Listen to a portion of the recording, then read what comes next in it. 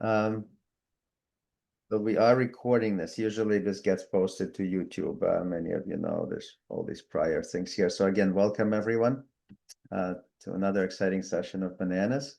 And Dodi, you're on. Okay, again, hello everybody. Happy to be here.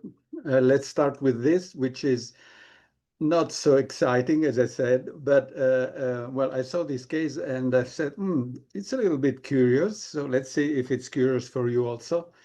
The case is, of course, the subarachnoid hemorrhage. And already by the CT, you can see that, sorry, the hydrocephalus is a little bit too much for this hemorrhage by itself, and you might also see that the bone is in some places a little bit eroded.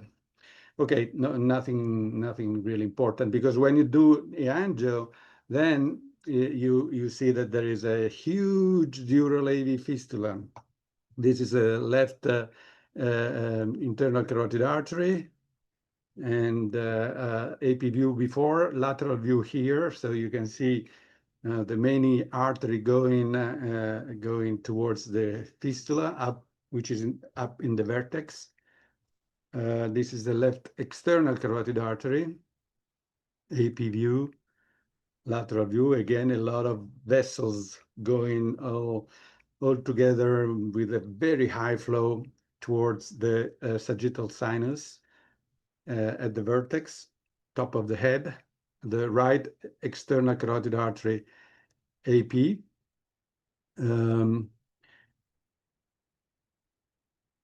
Yes. The internal carotid artery on the right side, lateral view. And from this lateral view, it is nice to see the many possible ways that an internal carotid artery is contributed to a dural AV fistula. So you have the ophthalmic artery there, the inferolateral trunk there. So from one single image, you can see all the possible, not all, but many, the meningohypophyseal trunk, and of course, the pial dural connection. And this is from one single image, you see all of them. And then, of course, you see, we have the posterior circulation, the right vert, lateral view. Again, many pial dural connection. And finally, the culprit of the subarachnoid hemorrhage. On the left vertebral artery, you can see that there is an aneurysm right there. This is a different view of the same thing. So I just show you 3 images that show the aneurysm, and these aneurysms are on an artery. And this artery is the one I would like to talk about. So which artery is the one with the aneurysm? So it's emerging from the V4 segment of the left vertebral artery between the origin of the PICA and the vertebral basilar junction.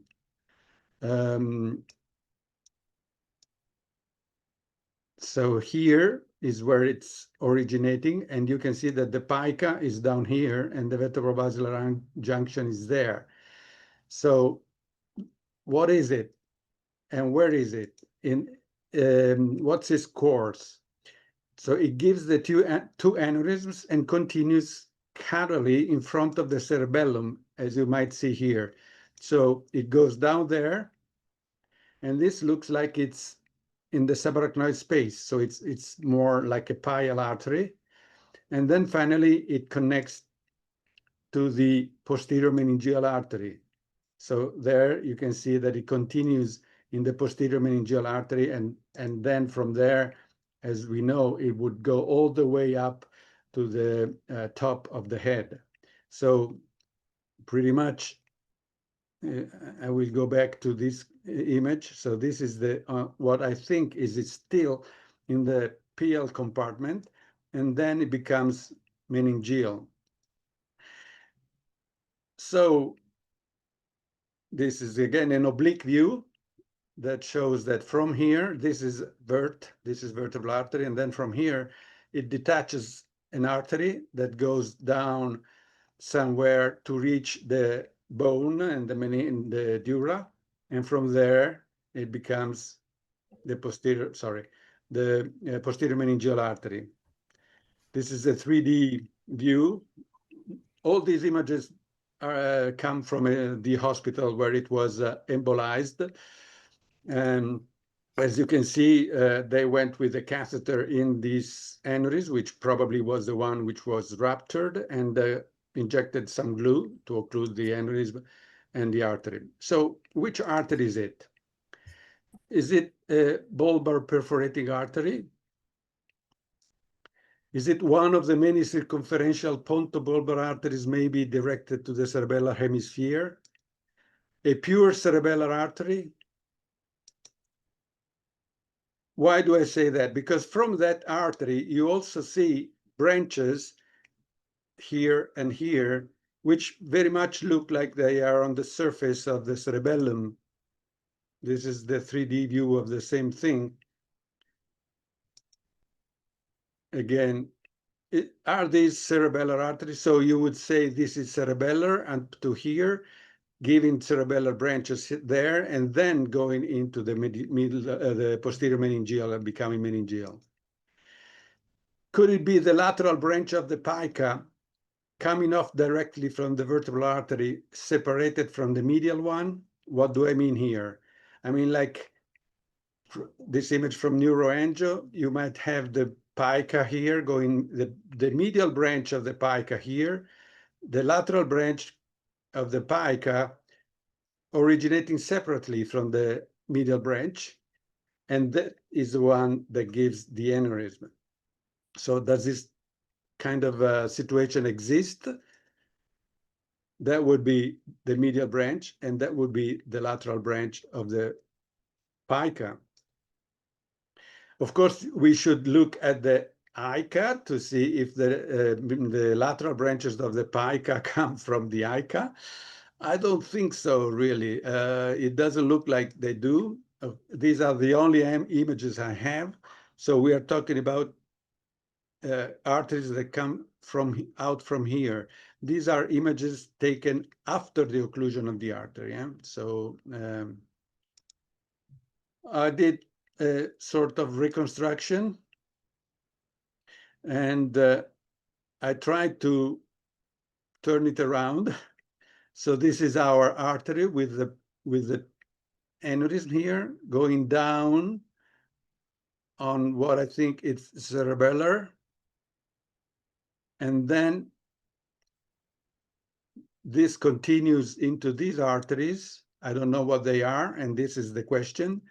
And it continues also in the big, huge meningeal branch that goes all the way up to the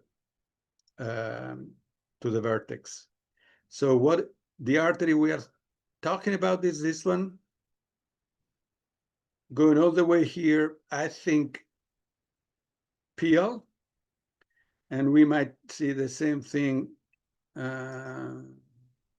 with this reconstruction where you can see also the bone.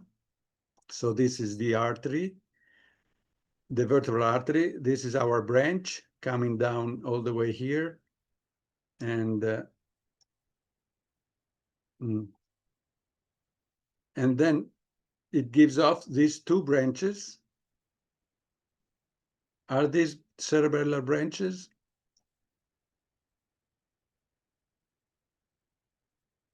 So which artery is it?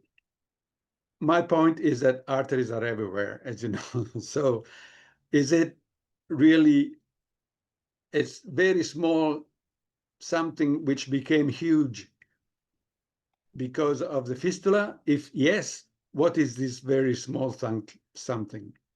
So thank you very much. That was my point.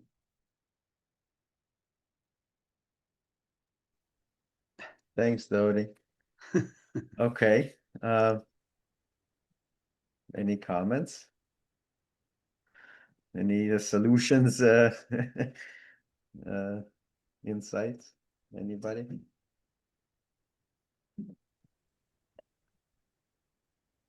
So Dodi, why did this?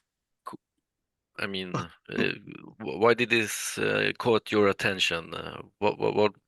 Because you don't care about artists are everywhere, but this one you cared Exactly. about. Exactly. No, because my point is arteries are everywhere. Yeah. So, but usually people are very concentrated on trying to find a name for every artery they see and say this is something that comes from, you know, embryologically we see that the P1 sorry, V4 is constructed by this and that, and you have this artery and that branch and that branch and that. And so finally, if that is true, then what is this? Otherwise, arteries are everywhere, and so we don't care. And my point is exactly that. So arteries are everywhere, and we shouldn't think too much about, you know, putting this what we see into boxes, into some very specialized boxes. Dodi, may you agree? Each time I see a vessel, which I don't know what it is, which is very often, I suggest to call it the Boccardi artery, one of the numerous Boccardi's arteries. Is it okay for you? Thank you very much. Well, we'll call it Boccardi type 2C-X. That would music to your ears.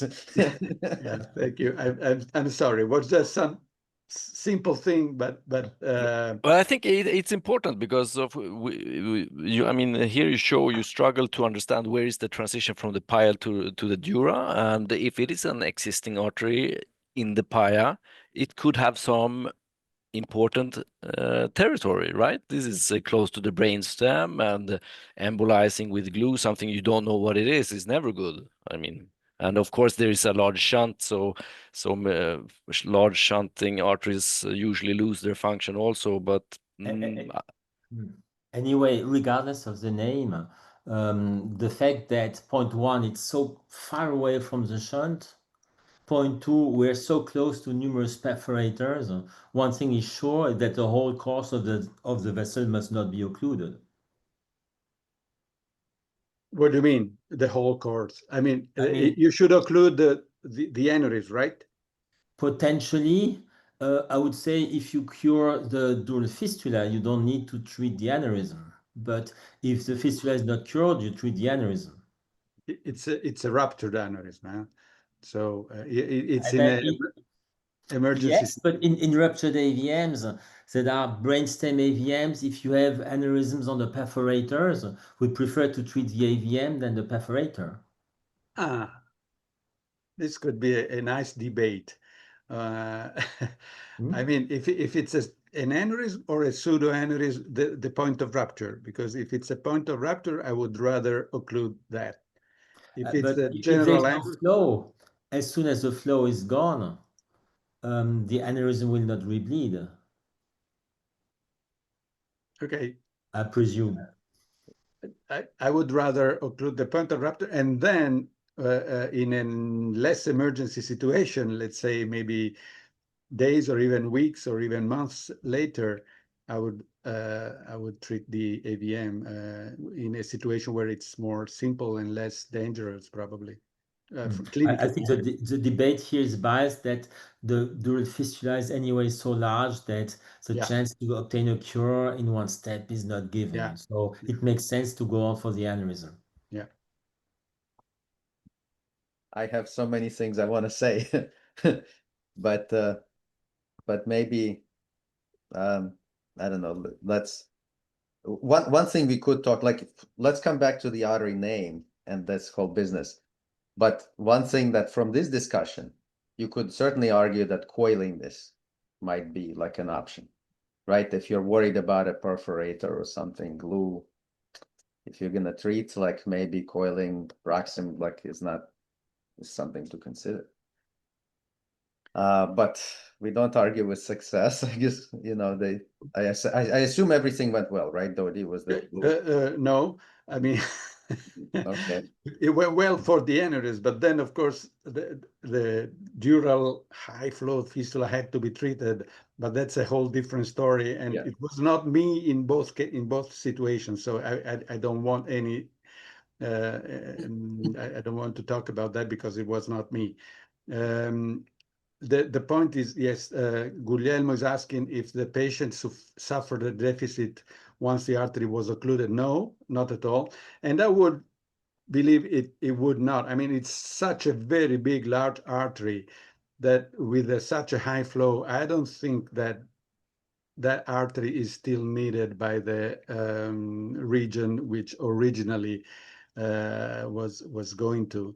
May I disagree and Yes. say he had no deficit because the artery was still patent? You showed us after embolization that the artery was filled retrogradely, wasn't it? No, I'm sorry, we didn't go into it, but it's Oh, difficult to see. But that what you would see is the big meningeal artery, only the okay. posterior meningeal So the artery. artery was gone. Yeah, the big Okay. the artery was gone. The artery was occluded at the aneurysm, which was the second aneurysm of the two. Mhm. So the very first part was not occluded, but I think it went on to thrombose quite immediately because there was a big vessel with no more flow. So this vessel thrombosed. yeah. Okay. So yeah, I want to say a couple of things because this is perfectly like really goes into the banana thing and this whole business of the spectrum. I totally agree with you that the name is not so critical. Like we have to and I think we all do this, like you in your way, people like disagree about things, but we all know that we have to analyze everything together, right? That's your point. Like this artery, like you can't think of this artery alone. You have to think of where the pica is, like of what you're calling the pica, the thing below. You know, Guglielmo is asking about the internal auditory canal, so he's thinking about the ICA. And like, how do we put this together? I think that's more important. And Dyna CT or like Vaso CT, what you showed, I think it was Vaso, really helps. I would say that cross-sectional part helps too, right? You showed like volume rendered images. Now, if people look at the MIPS, you can also help like understand the relationship between the artery and in the brain. Like for me, the most important perforator from that artery that I would want to exclude is the lateral spinal artery. Because that's, I think when the pica, or what we call the pica is a little low, the lateral spinal is the one that can come from that segment. I have my personal interpretation of this is, as you said, that this is the lateral kind of like branch of the pica. Everybody knows that there's a duplicated or whatever you want to call it, superior cerebellar arteries, right? And usually one of them goes medial, one of them goes like vermian and lateral. The same thing happens with the pica, so I think that's what we're looking at in this particular case. Yes, sorry to interrupt you, but if you search for duplicated pica, you would see images where you see two origins of the pica which merge together into one vessel. Yeah, so this is education we need to do, right? Exactly. So it's not a fenestration. This is really just like separate branches of pica-like vessel. What's interesting to me is that that brings the question of like, what is the definition of the pica? Like, right, like what defines pica? We all know what pica is because we're looking at it. I think to come back to Guglielmo's comment, one definition of the ICA is the supply to the IAC, is the labyrinthine artery defines the ICA. I think maybe embryologically, maybe. But the pica is a little more different, no? How do we define it? Goes back to but we do need to be able to speak, right? Like in some common language. And the same thing is true of everything. Like the same word means different things to different people, like in language in general, because of how they perceive things. I'm sorry, was there any neurological deficit after the occlusion of the vessel? I didn't get it. No deficit. Well, the patient was not really great in that situation.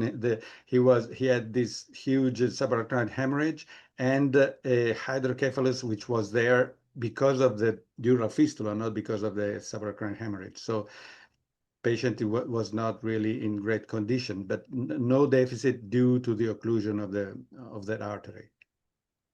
Thanks. No problem. Okay, Maxime, maybe we should move to... Anyone else? Any other comments? Questions? Rene, I have one question for you, for everybody. Is this sort of like, so let's come back to like the treatment of this aneurysm. Certainly a lot of people leave like these sort of like in an AVM setting or a dural fistula, people say, okay, just treat the lesion, the thing goes away, right? Like very standard for some. Others do what was done here. So both I think are kind of acceptable. But at the same time, as you said, like the incidence of rupture with treatment of the fistula may be low, but the same thing cannot be said for like what we call intranidal aneurysms or more perinidal aneurysms in an AVM setting. So there must be some different biology there, wall strength, whatever it is, right? Because these more distal ones, like they seem to behave differently. What is there any more insight on that? I mean, my comment on this is that I have unfortunately the experience, and it's a long story. It's a time where there was no wire inside the magic, so spending long time to get inside a perforator, harboring an aneurysm that bled, getting to a small AVM on the surface of the brainstem. And I was very happy after hours of efforts to get to that artery, to occlude it with NBCA, and the result was dramatic. The patient had a severe ischemia of the brainstem, and which he kept. I saw him 4 years later, and he still was hemiplegic. And in the meantime, this type of patients, whenever I have a solution to cure the AVM by another way, I would go on for the treatment of the AVM, leaving the aneurysm. So it's a quite change of paradigm in my practice. Whenever the risk related to occlusion of the aneurysm is a very significant risk.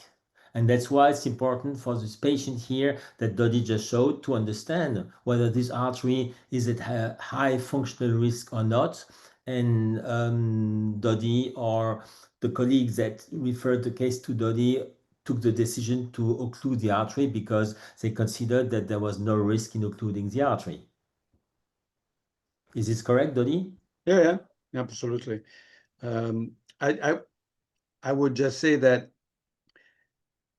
if you have one case that doesn't go well, yes, you might from that case change everything in your procedures, or you just say, well, this case didn't go well, but in general, what I do is correct.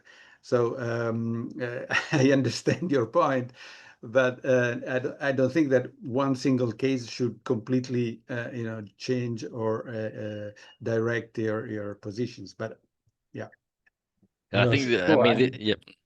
I mean, this, there are so many other aspects to this. It's not simple. There is no simple algorithm. I mean, in AVM, ruptured AVMs, last week we treated 2 or 3 of them.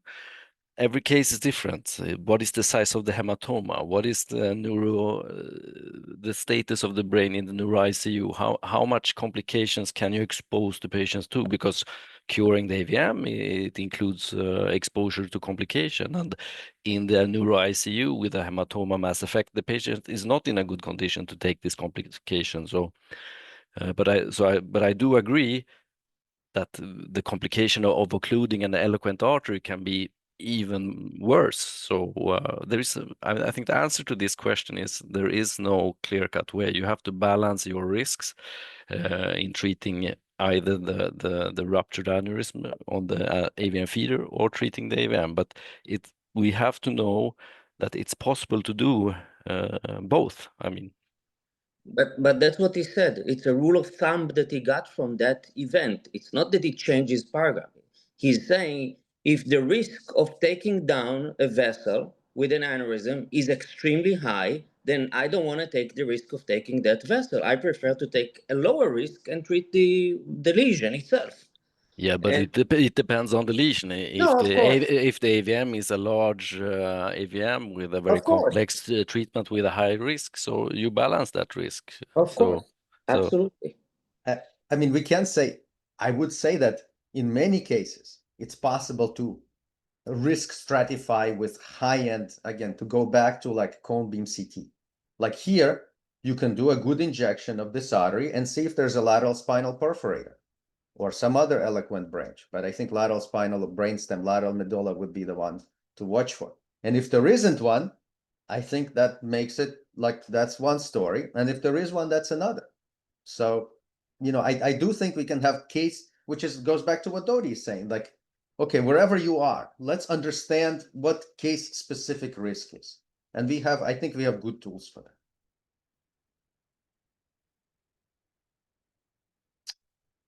Okay, looks like Eitan is joined.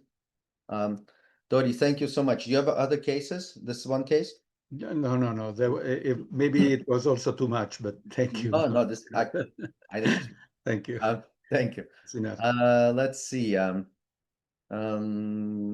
Rene, could you? Okay, let me share my screen. Here we are. And let's look at this patient here.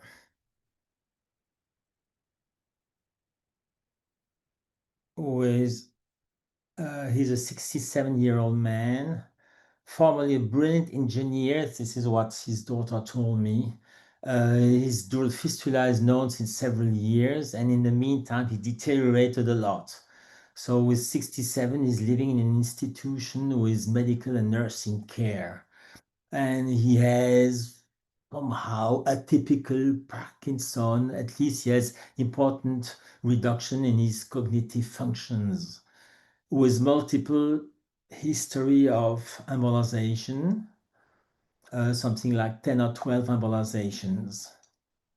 And this year he had another bleeding a few months ago with a major SAH. It took him 1 or 2 months to somehow get back to previous state, which was not so good. And here is the angel with the posterior circulation, where you see on AP and on lateral what's going on, with an important reflux in the deep venous system. All the sinuses are open. Also reflux here in the suprasagittal. And here is the right ICA with meningeal arteries, which are not really very amenable for any access. If this is external, you're not surprised if you hear that numerous embolizations have been done in the past. This is the left side, same story. And this is here, don't show the left ECA, but it's just like the right, so absolutely no access. And here's selective access in a occipital branch that somehow here you see on AP goes back to the shunts that are located at the falcotentorial junction.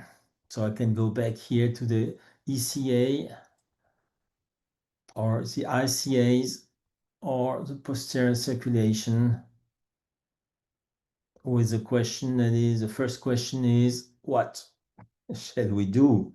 I mean, he just bled. Is the pile supply from the PCA a good way to access? Should we search for another meningeal one? Search for potential venous access or radiosurgery? How well is this operable, or just leave it?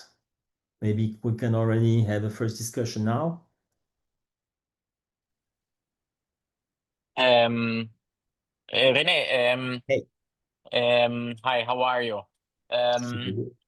One thing, if you said it or showed it and I missed it, forgive me. Is that torcula used by the brain for outflow?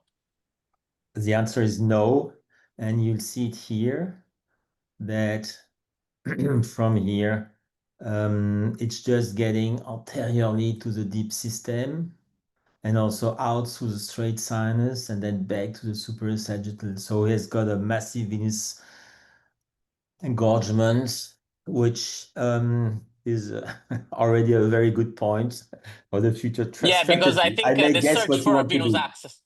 the search for a venous access is where I really would invest here. Mhm. But it seems like, well, yeah, I agree. And all the antegrade venous drainage seems open, at least like the big sinuses, right? So you'll get Yeah, sure. Transvenous looks tempting here, but for the pile supply here, I would investigate how to control. If there are large pile supply, you can get that with glue to start with, so you take it out of the picture and before you get close to shunt, because otherwise you have to make sure that you get it retrogradely. And such a big shunt will need a lot of material, and it will be hard to see and know if you did diffuse enough into the pile supply. So in my mind, I go for the pile supply to see if I can just trim it down to focus on the shunt at a later point. I agree. But speaking of which, I didn't see much embolic material in, I don't know if you showed unsubtracted images. That's the next question. Absolutely. You're guessing what's going on. But here, to answer to Fabian, this is a magic 1.2, difficult to go much more inside. Maybe here, maybe it's possible. I mean, it's surely possible, but a lot of small things, and at least a cure of the dural fistula by this way will not work. But whether to exclude or not is probably one thing to do. There are innumerable PL contributions. Yeah. Yeah, So- but it could be one way to have a catheter there for control during the embolization to know if you get it or not. I mean, yeah. So that was Maxime's question. He has a remnants of previous embolizations. So Okay, very so proximal. don't laugh. It's my question. No, I'm not that. But it's so Do you important to agree show with the that. location of embolic agent with regard to the shunts? It's so important for people to see like what not to do, right? Like Exactly. what not to do. If we are talking about what not to do, one of the points that Rene said, surgery question mark. I just want to answer surgery, no. No surgery. Okay. Another Okay. thing not to do. Hey, Not to do. Surgery or radiosurgery was the question. He said both. Both. offered It was options. listed. They were listed as option. Look, radiosurgery may have been the thing to do in the distant past. I would never do that personally, but some people do. But right now, certainly is not the option. so I realized that the answer to the question is already given in the title because I wrote proximal embolization. It was not my goal, but definitely just to stress out that the shunts are here. And that's another similar patient with, it's not the same one, but where the shunts are here, makes no sense to embolize when the shunts are not at a good level. So, Rene, just quickly, there are two things there, right? Some people don't understand what the shunt is. There are still people that don't understand what the shunt is. They think there's like 100 shunts, and they think every time they do this, they're closing shunts. And then there's people that know what the shunt is. They just are not, for some reason they don't go for it, right? So like the first in the education, like in the educational space that I think we're in now, is we have to be clear that everybody needs to know where the shunt is. And then we discuss how to get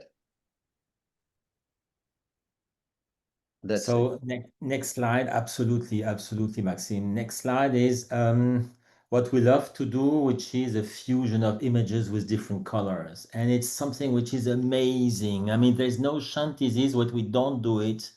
And I will try to convince you how important it is when looking at this picture. This is a sagittal reconstruction where blue is the ICA and orange is the posterior circulation. So what do we see here? A lot of different colors, but by sure, the more it's blue, the more it's artery, or orange, I mean pure color. And the more it's mixed, the more it's likely to be the veins. So this here, no doubt that this is a deep vein which is draining antegrally. And this is no doubt that this is here one of the branches of the arterial circulation. I don't know which one. And here's probably the posterior meningeal artery. So let's scroll into those pictures. And I'm going to scroll slowly where you see progressively the straight sinus, which is appearing, okay? You see here the branches of the PCA, and you see here that huge posterior meningeal artery, which is coursing just underneath the straight sinus. So please, please, please keep that artery in mind. Just focus on this. Continue to focus on this. Focus on this. And look what's happening. Here you have the straight sinus. Here you have this artery, which is a 5 lanes motorway. I mean, something absolutely large. I can go back to the first run, which was this one here, where somehow you can guess where the posterior meningeal artery is, but it's not so easy to see. You know it's there, and you see the sinus. And both are overprojected more or less all the time. And now I go back to the 6D image. And on the 6D image here, look how the junction is between the posterior meningeal artery and the vein of Galen.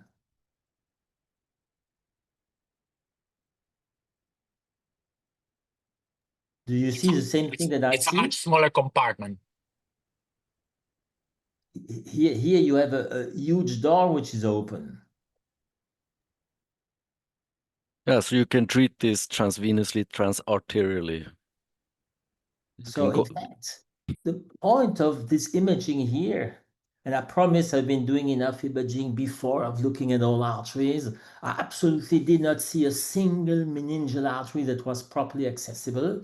And you do a fusion after doing a rotational angiogram through the anterior circulation, a rotational gram to the posterior circulation. You give a different color to each volume, and you fuse the volumes. And suddenly something that became extremely complicated appears if you recognize this by scrolling, and I guess it's more or less doable. You see here, this is pure contrast in orange, pure contrast in blue, because this posterior meningeal artery gets a lot of supply from everywhere. And it goes through a huge door inside that extremely enlarged vein of Galen. So the And then point you see you the can rest. This is point 1 and point 2. Look at this here. What is this?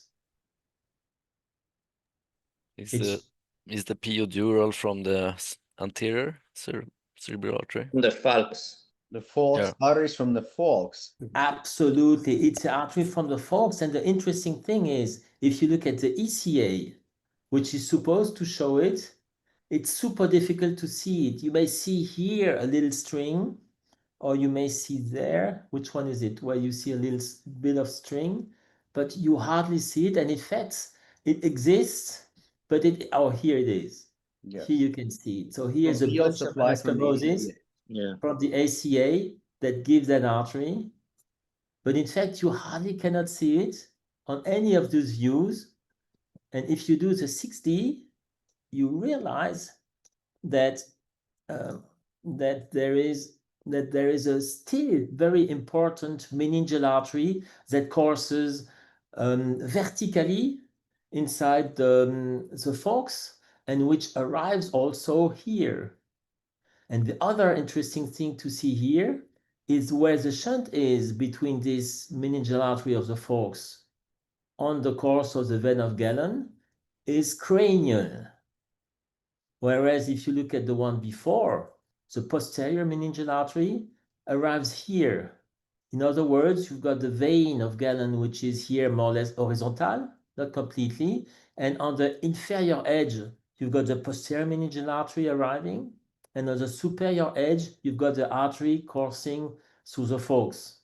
And they're completely somehow disjoined because that vein enlarged so much. So I guess in former times, before there was a fistula, they were much closer, but the vein enlarged so much, just like an aneurysm that is growing, where in the end, after years, you see one branch here, one branch there, you see that both arteries are so much disjoined. And I think that this is very important to be aware of. So here, further decision, of course, once you see the vein, I didn't want to have all this filled.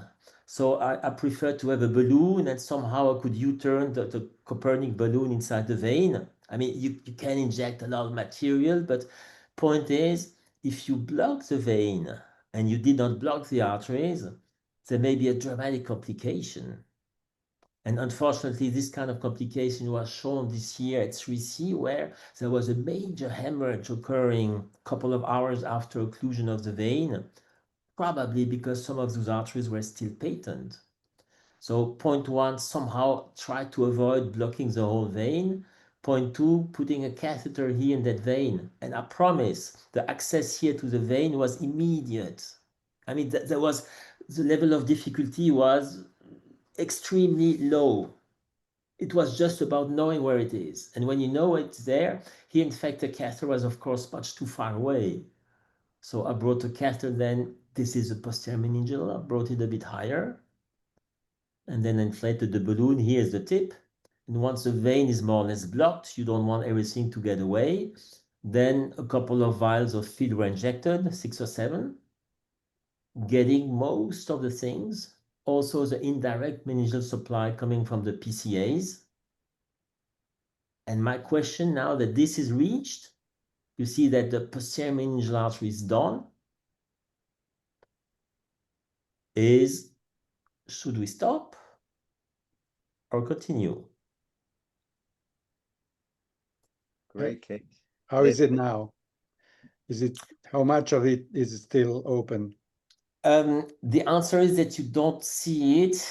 Let me show you if you see something. This is here the run. But sorry, the balloon is inflated. So if the balloon is inflated, I'm cheating. So I don't know. I cannot really answer to this. But we me, don't see the filling of those other falcine branch, which tells me that maybe there is some more left, probably. Yes, of course, we need to have more diffusion towards the falcine artery, towards the anterior cerebral supply, and this is the thing. I mean, if you occlude the vein, you don't longer see the pile supply because it's not maybe getting to the shunt anymore. So you have to rely on the cast diffusion instead. So in fact, that's exactly the point, and you got it, which is even if the angio now does not show it because the balloon is already inflated or is still inflated, already before treatment, this artery was not visible or hardly visible. I mean, it's just when I saw the 6D that I looked in retrospect and I found an artery. I did not see it before because it was hidden behind too many arteries. And at that stage, when looking at that cast here, you realize that a lot have been occluded, probably 80 or 85 or 86.2% is occluded, who knows? But as the other one is not done, if you stop, I don't know how to finish the fistula. Probably it will not be possible or very difficult, whereas you're still in place. So the artery was not accessed. And my point is here that I'm convinced that it's very important to maintain EMBO until all arteries are reached retrogradely, which is what I did. So balloon still inflated. You see here still, I mean, understanding of each vessel is difficult, but this should be too large. So is it arterial? I don't know, but there's too much of stuff. And here is the material in place. And you see that by continuing, some was lost in the vein at some point, but finally it went back from here through this anastomosis or here, and then it went back to that point. Okay. Rene, in this analysis that you did, was it possible to tell where the PL supply from the posterior circulation was? Was it entering the channels that you already showed, or was there a third kind of, or more fistulas openings where because to me the biggest danger is the PCA supply. Absolutely. That's why we kept the magic inside that artery during the procedure. And while we were embolizing, it went back here, but at some point it went here posteriorly on the lateral view. And then it was here posteriorly on AP on left and right on both sides. And as it was visible on both sides, we presume it was done, but we continued to check this in the end with the magic inside. So we controlled those arteries when we decided to stop to know whether everything was done or not. And this was the point to stop. So we did not have to do some additional arterial embolization of the pile vessels.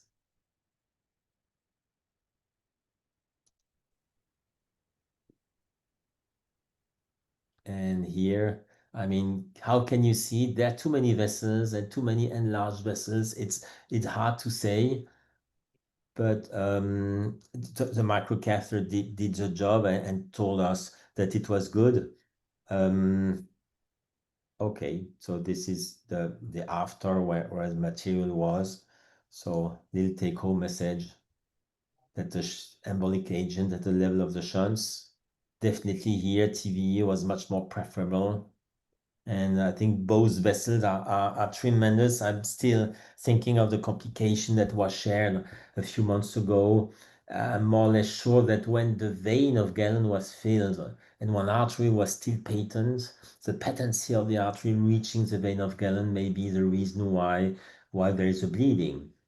And the bleeding would be then dramatic. So somehow treatment at some point must be so extensive that it must continue. Half treatment is probably more dangerous.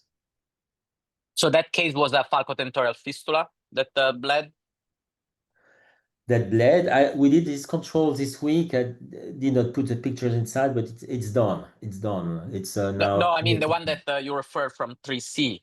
You said there was a case presented I where... don't know. I don't remember whether it bled or not. But the conclusion before, but after there was a huge bleeding.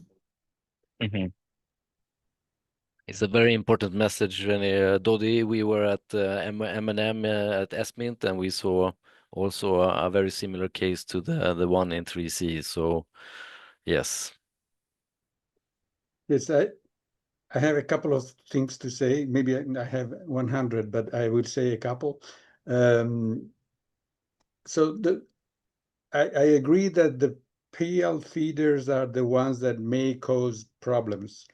But there is a difference between the PL feeders that go directly to the vein and PL feeders that go to meningeal arteries that go to the vein. The longer is the meningeal tract that goes to the vein, the less is the risk for me. It's personal. That something may happen in that case. If it's directly to the vein, then if you occlude the vein, probably it's a higher risk of having a complication, like in an AVM, when you occlude the vein and you still have a nidus.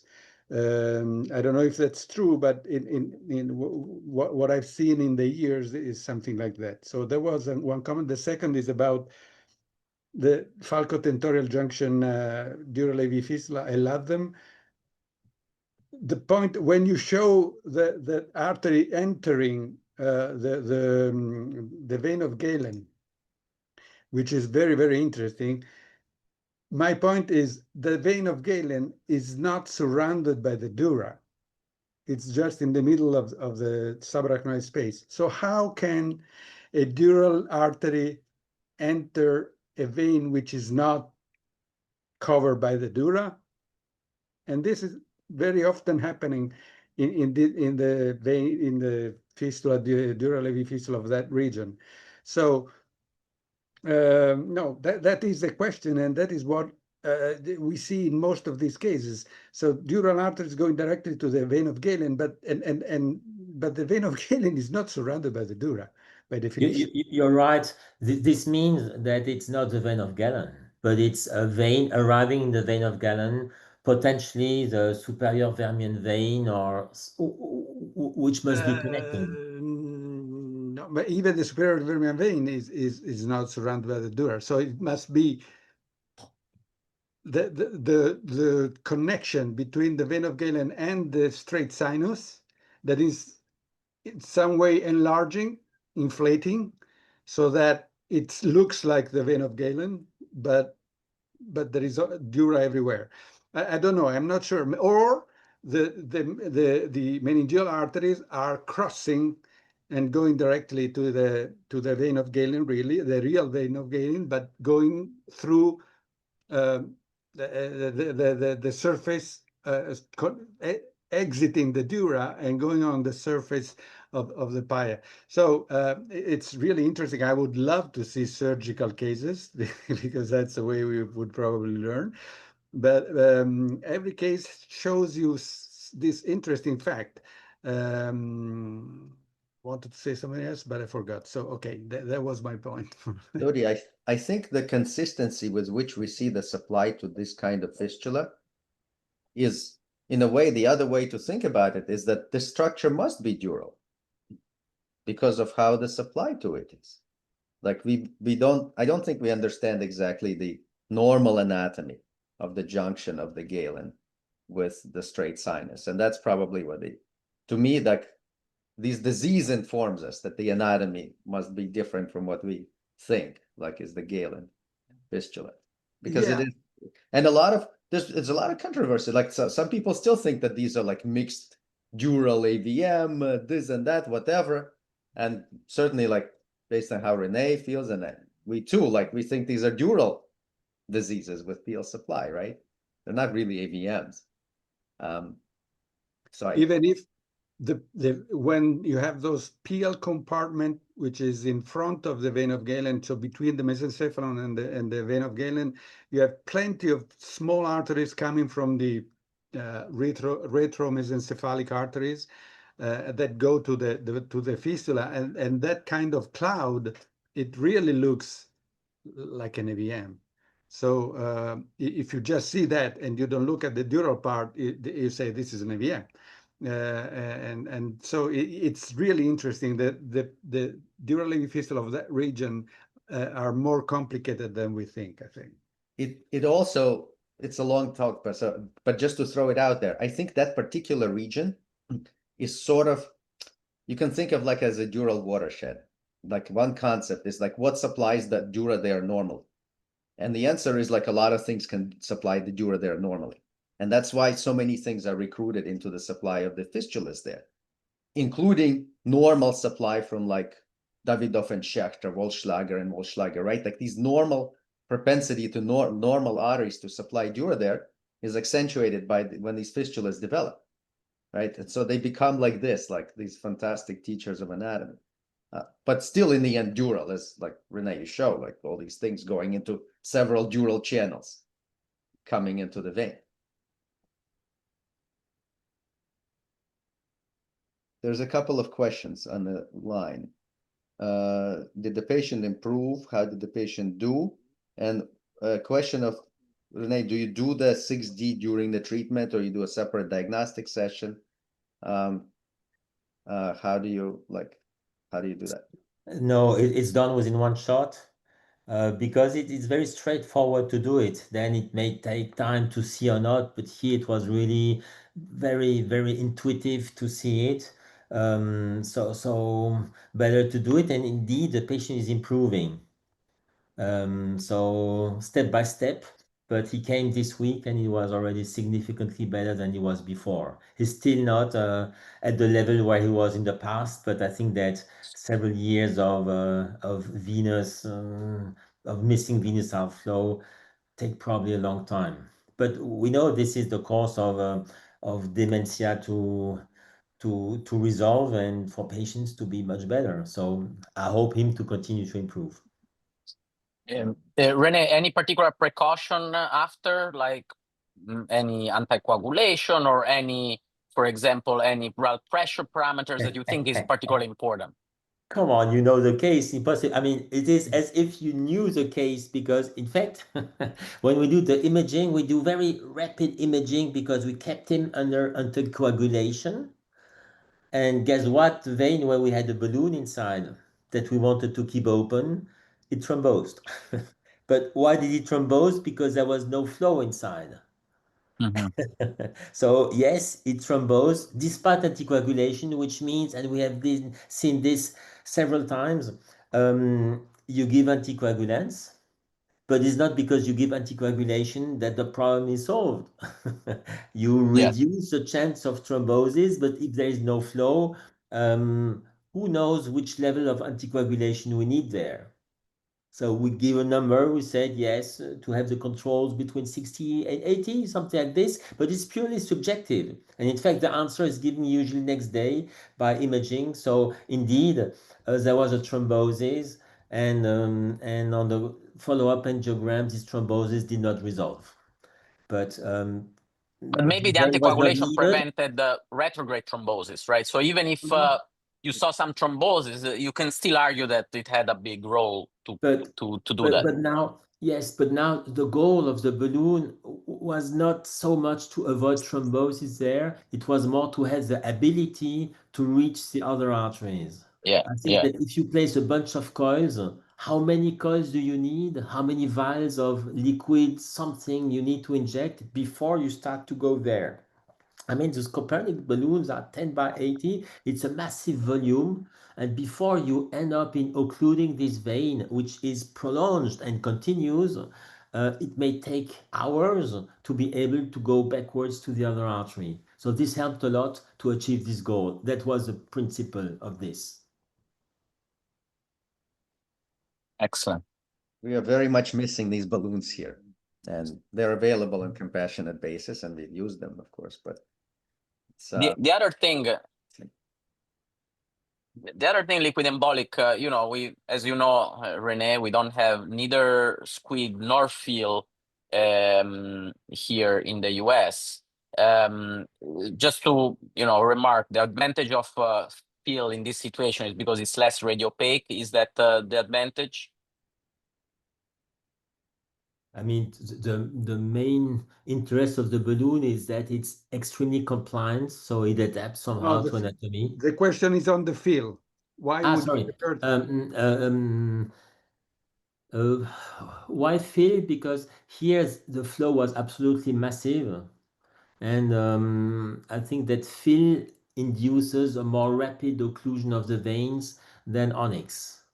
So there's a different concentration, but with both you can play with the concentration. Onyx makes a layering, layer after layer after layer, and before you get an occlusion, fill makes a string that quite rapidly gets a thrombosis of the vein, which I would say is an important advantage in the dural fistula when you want to occlude the vein, and which I would see as a disadvantage in the AVM.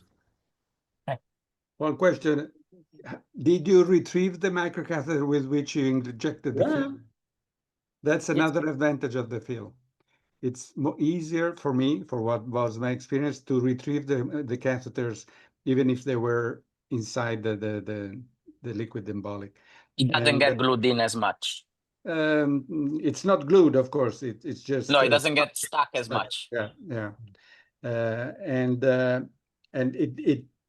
it goes into different direction more easily and sooner than with onyx. With onyx, you keep going, it always goes where you don't want it to go, and before it goes to a different direction. With fill, it's more like one or two tries after it goes. It goes more where you want it to go. Dodi, thank you. Rene, thanks so much. Fantastic case, of course. So much to learn. Let's go next to Fabian. We have this came up recently in a different forum, and so this is kind of like a very interesting case that is a management question as well. Yeah, so anatomy here is more material anatomy, but we will see some dynamics of anatomy too. So contemporary flow diversion. I'm not so good at flow diversion, and I was happy to come here because you guys know this by heart. So let's get your input. The case is a 58-year-old female.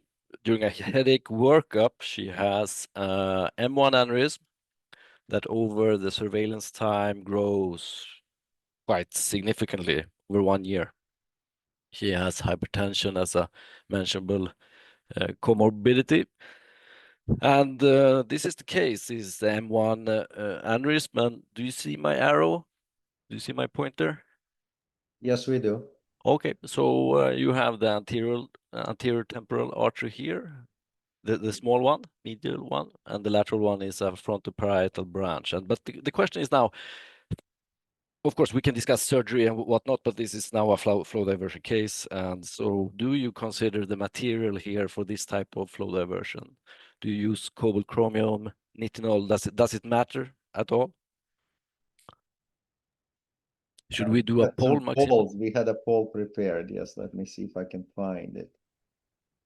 Where are the polls now?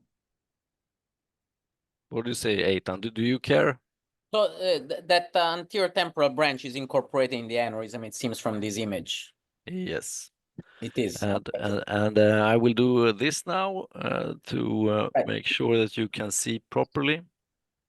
So and make it, in the US, I was just talking with Max yesterday, we do not have, as of today, nitinol, great, yes, nice image. We don't have nitinol flow diverter right now.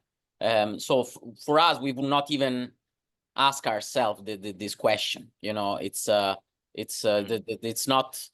not an option. Yeah. So for But- you in the meet, you can press and join the poll. All the I mean, the two things that I think we see from this is three things, right? To recognize, number one, that there is that outflow branch, maybe two branches, no?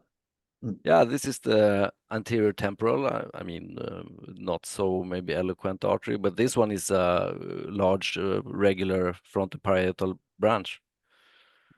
Oh, just to say, like, we're limit. So let's answer the first question. There's a bunch of questions on this poll. So the action, yeah. So let's go with the first question. Cobalt, chromium, whatever, nitinol, or it doesn't matter. Mm. We'll get to the others, I think, later. Yeah. The other two things to recognize is that there is potentially that there was an ACOM. I think we could kind of see, right, Fabian? There's a ACOM does exist. That there's another A1 from the other side. Yes. Because that's important if we're going to cover this dominant A1. And there is potentially even a landing zone like in the M1 above the A1. So is it possible to maybe keep if we're going to do flow diversion, can we keep the construct limited to the M1? No, I fear not. Uh, This one will be too short. I'm not so sure. No, no, I'm not so sure. Max, you mean the distal or the proximal landing zone? Proximal. You- Probably I wouldn't, but these are things we consider, right? Because the other thing that's important is if we're going to put in a flow diverter, we have to expand it proximally in a way that there is no endoleak into the A1. Like we have to think of something like this. Yeah, so in my mind, I use cobalt chromium and nitinol flow diverters. I have two, them both, and they have different properties. I mean, the nitinol ones are very much more softer. I mean, the seal chasm, the delivery catheter is smaller. It's much more agile. For tortuous anatomy, I use this. But for this type, I think the cobalt chromiums are more sturdy. They are more like braided stents in a way. So in this case, anyway, so you could also do a braided stent first and put a nitinol in there later. But this is the case. Do you mind me stopping you here for a second? Yeah. Another thing that now we would have to consider, for the same size flow diverter, we have for example, the pipeline. We have the vantage option or the or the shield flex shield option. So here, the advantage will go through a 21. So it would be a smaller microcatheter, but different, DFT material, and so that's another thing that here we would have to make a decision of. Yeah.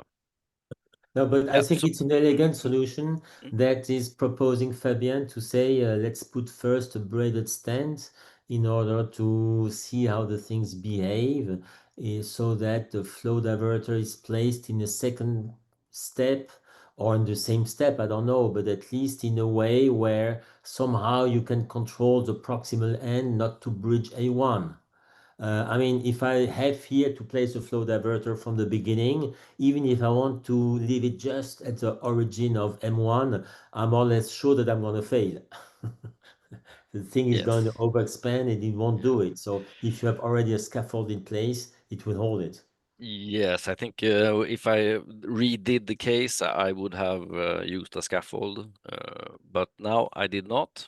But But the scaffold is something that basically nobody does in the United States. Just okay. so it's like, just to give you a perspective, it's interesting how prevalent that kind of opinion is.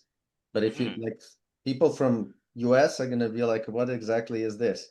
Okay, so I mean, in all large aneurysms where you have maybe stability problems or whatnot, to have a braided stent. I mean, for instance, the Leo stents, they have some very long ones that you can place over a large neck, and it makes your flow diversion much more easy. So, and you can choose to place a nitinol flow diverter instead of cobalt chromium.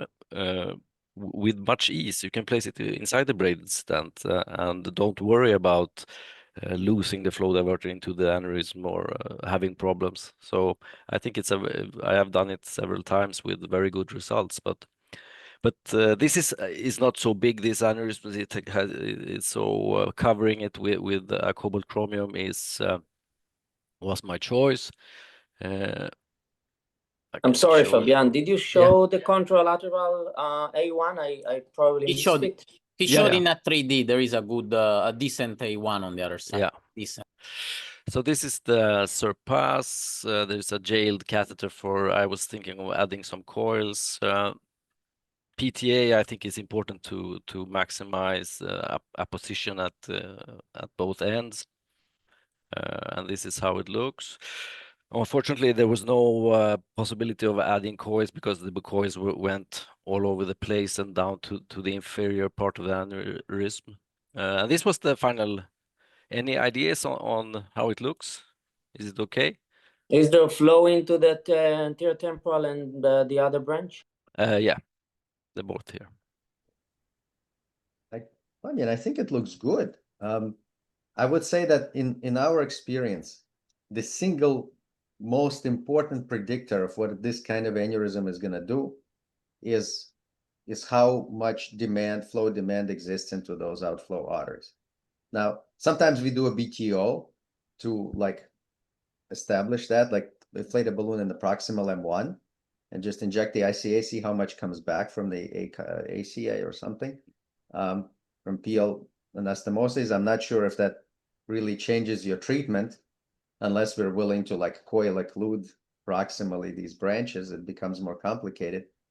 But I think when these things fail, it's either because the outflow of those branches keeps them alive, or because the biology of the aneurysm, I think some of them just like behave in very like aggressive fashion, and the wall maybe has vasorum or whatever. For some reason, it just continues to aggressively grow. And I'm not sure we have so much insight. I don't have insight into like which ones. This one we know is growing. So you know this is like the bad actor, right? Because it's expanding over a short period of time. Yeah. I would have personally considered putting in 2 devices if we're gonna use like a pipelines or what you did. And I know it's controversial, but I think in an aneurysm that behaves in a more aggressive way, we need to be more aggressive too. And maybe this is not the time to do it. Maybe the time to do it is later if it doesn't work. But like, just some thought. Yeah. Okay, so this is now planned as a stage procedure. Can you go through this run again? So this is the first step. So I don't think this will solve the problem, but this is the first step. So what I'm hoping with this procedure is to make the aneurysm remodel a little bit to get this inferior part to remodel to the flow diverter, and to then treat it with a second flow diverter, because I don't think this will not cure this type of aneurysm.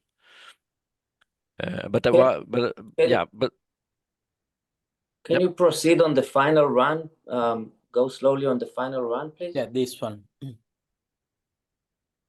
So the lenticular striates were not coming from the sac, right?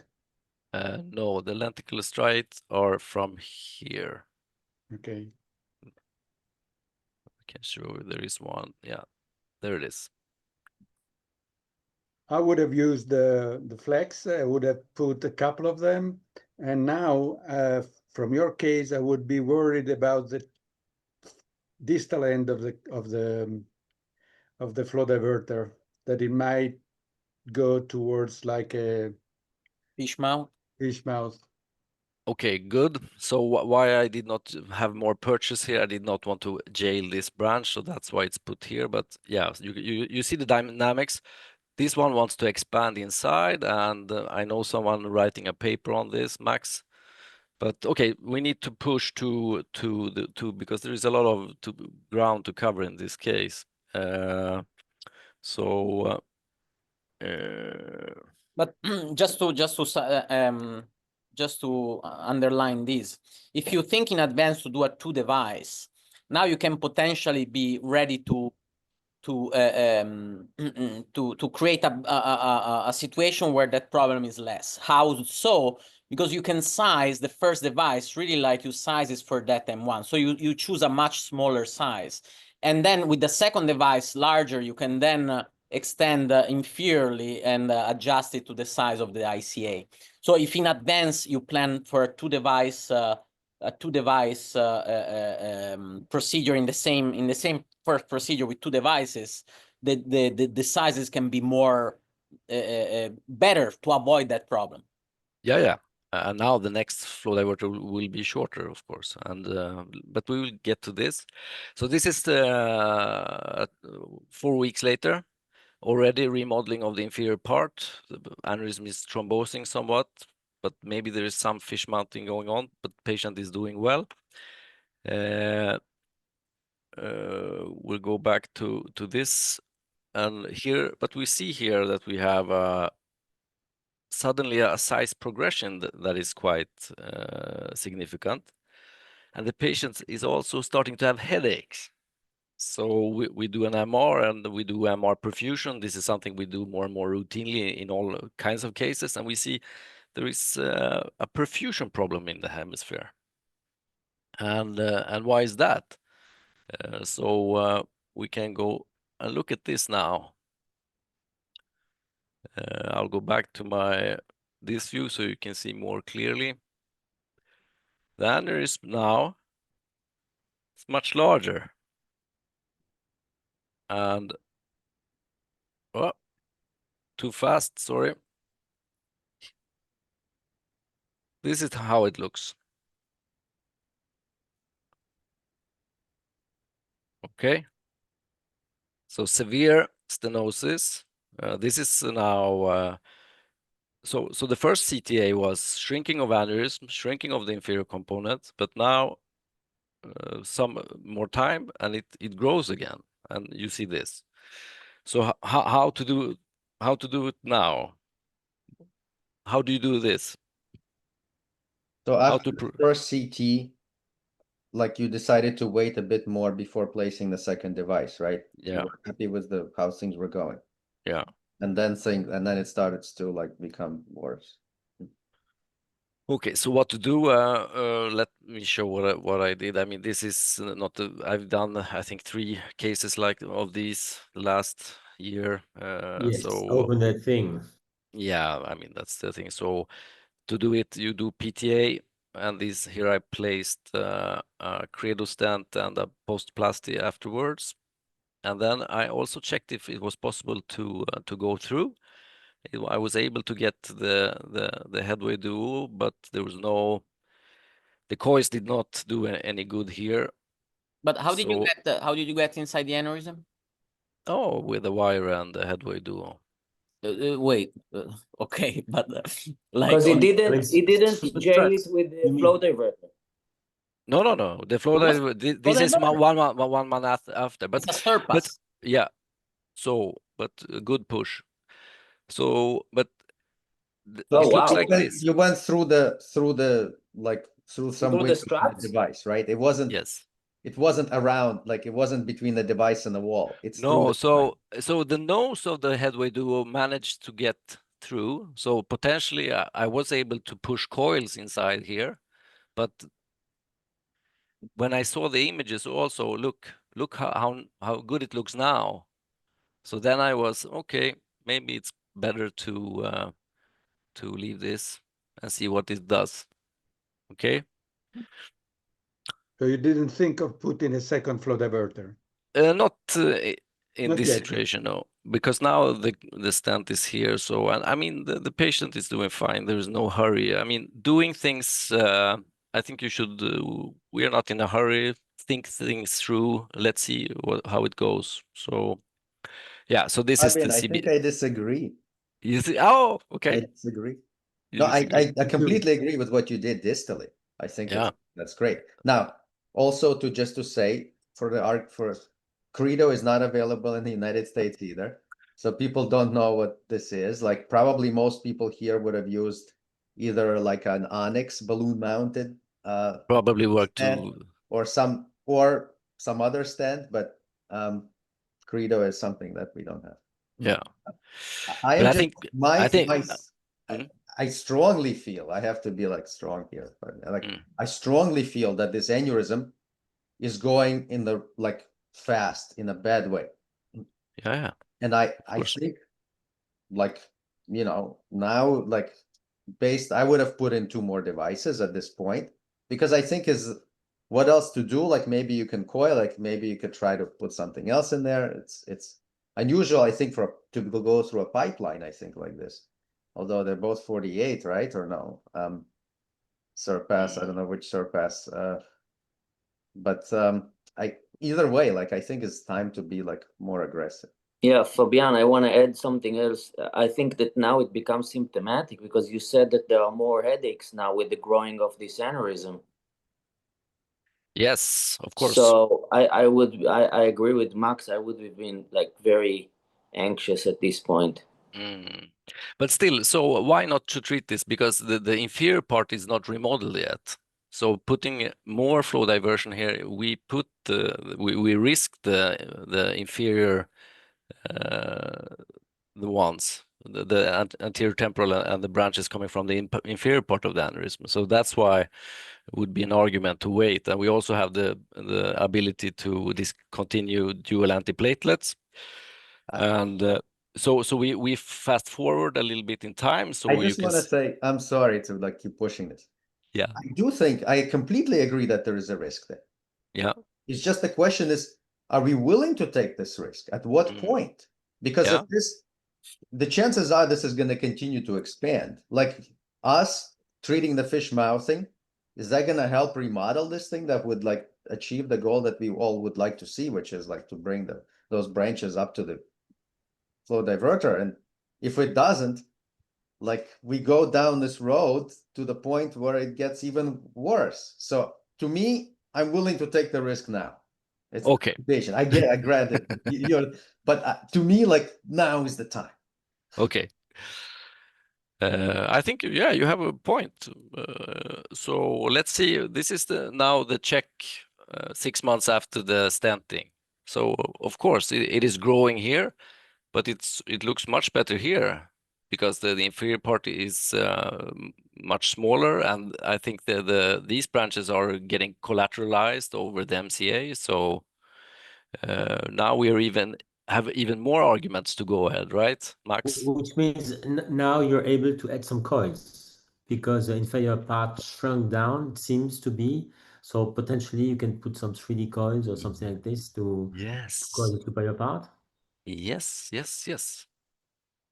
And also, but in this case, so this is where we discontinued the dual antiplatelets for the Credo. The Credo still looks good, maybe a little bit of restenosis here, but MR perfusion looks normal. And now the situation is like this. So inferior part completely remodeled, right? Almost completely. And the question is now. The question is now what to do. So we have Pol 4. Do you have Pol 4? Yeah, let me bring this up again. Now, so the thrombosed part of the open part of the aneurysm is smaller, right? After the dual antiplatelets are stopped. The circulating part, but Yes. What about the total part? it's growing on the MR. Let's see. Look here. This is the size now. No, I'm sure. I think for the group, it's very important Yeah. to understand that, like, when we're dealing, like we all know, but look, we're dealing with an aneurysm like this. Angiographic images is not the story. The story is, what does this thing look like on MR? What's it doing? That's like, we have to like, that's really what's telling you where this is going. Yeah, so this is why I have all this in parallel, right? So we have the luminal imaging and we have the anatomical imaging. Now, let's go back to Rene. Like, in a situation like this, how much do we think the coils help? Let's say we put the coils in there. Is it like good? Not like, what do we think about coil? Well, it will not harm. It will certainly not solve the problem, specifically if there's a thrombosed part, but it's a factor that potentializes more thrombosis. But coiling alone, no. But at least if you want to place coils, it's before adding the other flow diverter, which at some point has to be done because the aneurysm is growing. It's growing, so you have no choice now. Yeah. So next step now is to, of course, now it's time for stage 2. But the stage 2 was, of course, planned from much earlier. But we had some issues here on the way, so that's why we are here now. So do you have the poll, Max? See what the audience. Do you see the poll? Can you see the poll, everyone? Or no? So the question, well, if Yes, we see it. the question here is to add one flow diverter or two immediately, or also go through the flow diverter. I mean, before adding the second and the third, or potentially the third one to add coils. It's But this one. Fabian, Number 4. the fact of being able to go through the flow diverter is not a good sign. Because usually you shouldn't be able to go through. If you can go through, probably either it's not the flow diverter, or if it is, it's too much open, and so it doesn't do the job of being a flow diverter. You know what I mean? Yes.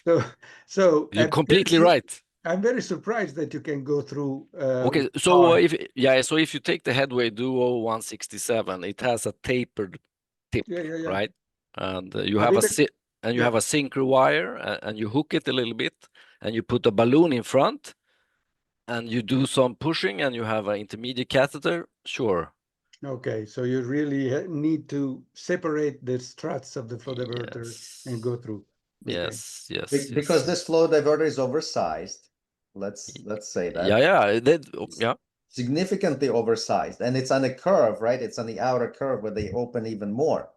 So that's the setting, right? Yeah, I mean, that's the problem. We don't have tapered flow diverters. I mean, vessels are tapered, but we have to size to the proximal vessel, right?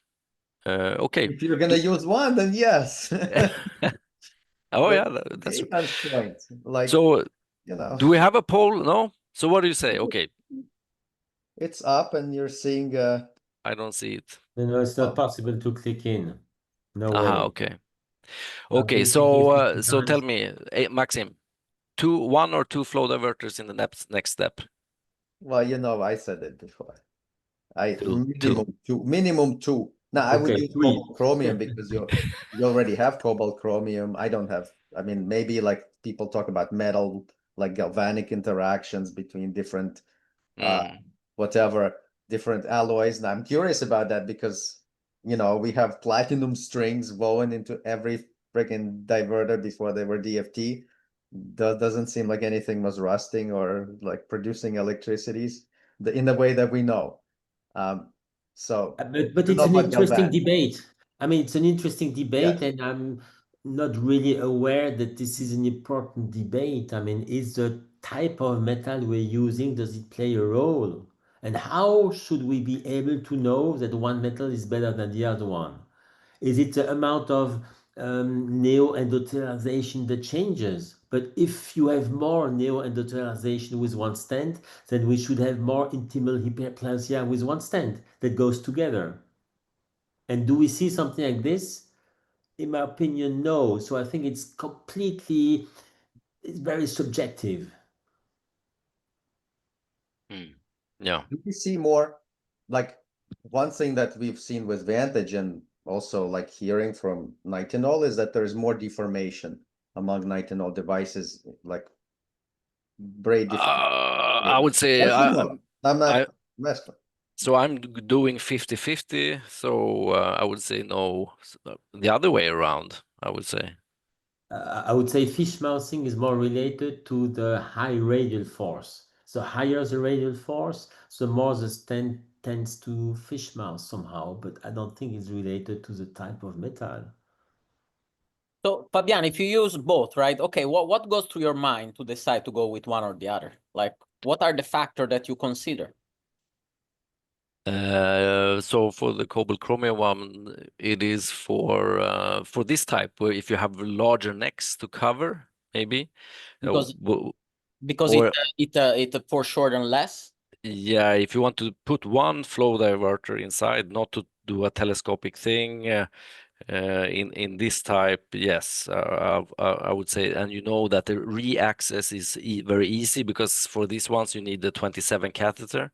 For the silks you have a 21, which is much easier to work with if you have to re-access the flow diverter, which you always want to do, but sometimes it's mandatory to re-access. And in my practice, I always re-access. I always do PTA of all flow diverters, regardless. But re-access can be somehow more difficult with a larger catheter. That's the case. But So now that there's already a construct. To answer to you, Aitan, the length of foreshortening depends on the angle of the wires when it's completely open. So if the angles are completely like this, then it foreshortens more. The more the stent is like this, the less it foreshortens. But this depends on the decision taken by the engineer how this angle is, and not if it's one metal or the other one. Yeah. But it also depends, Rene, on how it's deployed, right? Oh, yeah. Like assuming that it's deployed appropriately. And what I see is a lot of devices in big aneurysms going with one, not this case, but like in general, things looking like they're not stretched. But with experience, you know it's stretched because you see how the braid angle is, and then it foreshortens, and people blame the device, whereas it was not implanted appropriately. The cobalt chromium, the nickel, right? The nitinol devices, their angles are very, very, like you said, like they're very tight like this. So they tend to foreshorten a lot naturally. Is that one of the reasons why there's like more of the practice to put in some kind of stent before and then put the nitinol device later inside some other stent? I mean, in this case, the advantage of the scaffold would have been, because if you see here, what's going on here is the thing that you published, Max. So in this type of material, when this thing is going, when this is expanding, this part, it will push this down. We don't see your mouse, but we kind of know. Yeah. Okay, so when this is allowed to expand to a maximum inside the aneurysm, it will fishmouth distally. I mean, this we know, but if we have the scaffold inside, this will not expand to its maximum, and we will not have this. Unless the scaffold is also expanded, which usually is. Which is also the risk. So- Yes. Okay, so yeah, but this is still to be treated. So I plan, I think, let's see how it looks, but one more flow diverter at least. But there is more to this case. There is one more thing in this case, and I have a guest here, Sophia. Are you here in the meeting, Sophia? Hi, yes, I'm here. So great. So if we go back to the MR, there was some stuff in the MR. Let me show you. You see it? Yes, we see. Yes. What's this? Does it take contrast agents? Yes. Oh, We Foreign body know what reactions? this is. The Risk usual. sign? Yeah. Yeah. How Okay. often do we see this now? Yeah, so this is where Sophia comes in. So I want to present Sophia is a fellow visiting us from Heidelberg. She was here. This case is active now, so she had some really good input. Could you share your screen and just tell us about this, Sophia? Hi, yes, I'm happy to share my screen. Thank you. And I'm sorry, I cannot share my camera. Somehow it's not working, but I can share my screen. Okay. Okay, try now, Sophia. Maybe Fabian has to go out. Yes. Oh, yeah. Okay, sorry. If I stop my share, is it okay now? Okay. Oh, good. Can you see my screen? Yes. Yeah, okay, great. See. So just a few words about the nice lesion. I think we all agree these are nice lesions, don't we? Yes. Yeah. Yes. Okay, so just a few words about the current evidence. I will be very brief on this because it's nothing new, but then I think Just say there's to the still... group what those lesions are, because some people don't. Yeah, exactly. I will have a brief introduction and then I will go to the open questions, at least the ones I think are still open. So nice lesions, or in other words, non-ischemic contrast-enhancing lesions, as you saw in Fabian's patient, those are punctate or nodular, circular, parenchymal enhancement that come with or without edema. In this case, we had edema associated. And they're usually in the vascular territory of the endovascular procedure, but not exclusively. And as per demographics, they tend to occur in younger patients. According to this study, there was no sex predilection, and interestingly, they're just in the anterior circulation. Mean time to diagnosis is about 2 months. This is also consistent with this case. The patient had symptoms 1 month later, and the MRI was done 3 months after the first flow diversion. And then the incidence is very low, according to this German paper, 1% after flow diversion. But also we don't see this only after flow diversion, and still the incidence is quite low. But it is also likely underreported because 50% of the patients are asymptomatic. And also MRI is not a standard follow-up everywhere. And when they do present with symptoms, there's a broad spectrum. It can go from headaches to focal deficits, cognitive impairment, seizures. But so what is the leading hypothesis? So this is thought to be a foreign body reaction to device polymers. Or in other words, we think that during intervention, hydrophilic coating fragments or other shed materials, and I put hydrophilic coatings in brackets deliberately because I will show you some evidence that it might not be just a hydrophilic coating, but just parts of materials that shed off during the intervention. And anyway, those embolize to the brain and then lodge in the vessels. And then they trigger a granulomatous type 4 T-cell mediated response, something like this. And I won't go into the detail. I'm not a immunologist, but I think if we really want to understand this disease, we should really actually also understand this part. Anyways, what are the strengths of this hypothesis? First of all, pathology. So we have studies and pathology section clearly showing for the foreign body material fragments within the parenchymal vessels and also the triggered immune response around it. And also the clinical behavior kind of matches, right?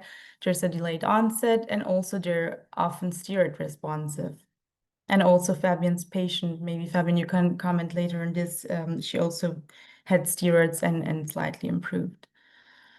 And these are some of the studies showing the pathology. In this study, they didn't just look at the brain and just show you the brain pictures here. These are slices from the brain, and you can clearly see intravascular foreign material within the vessel. They look a bit different.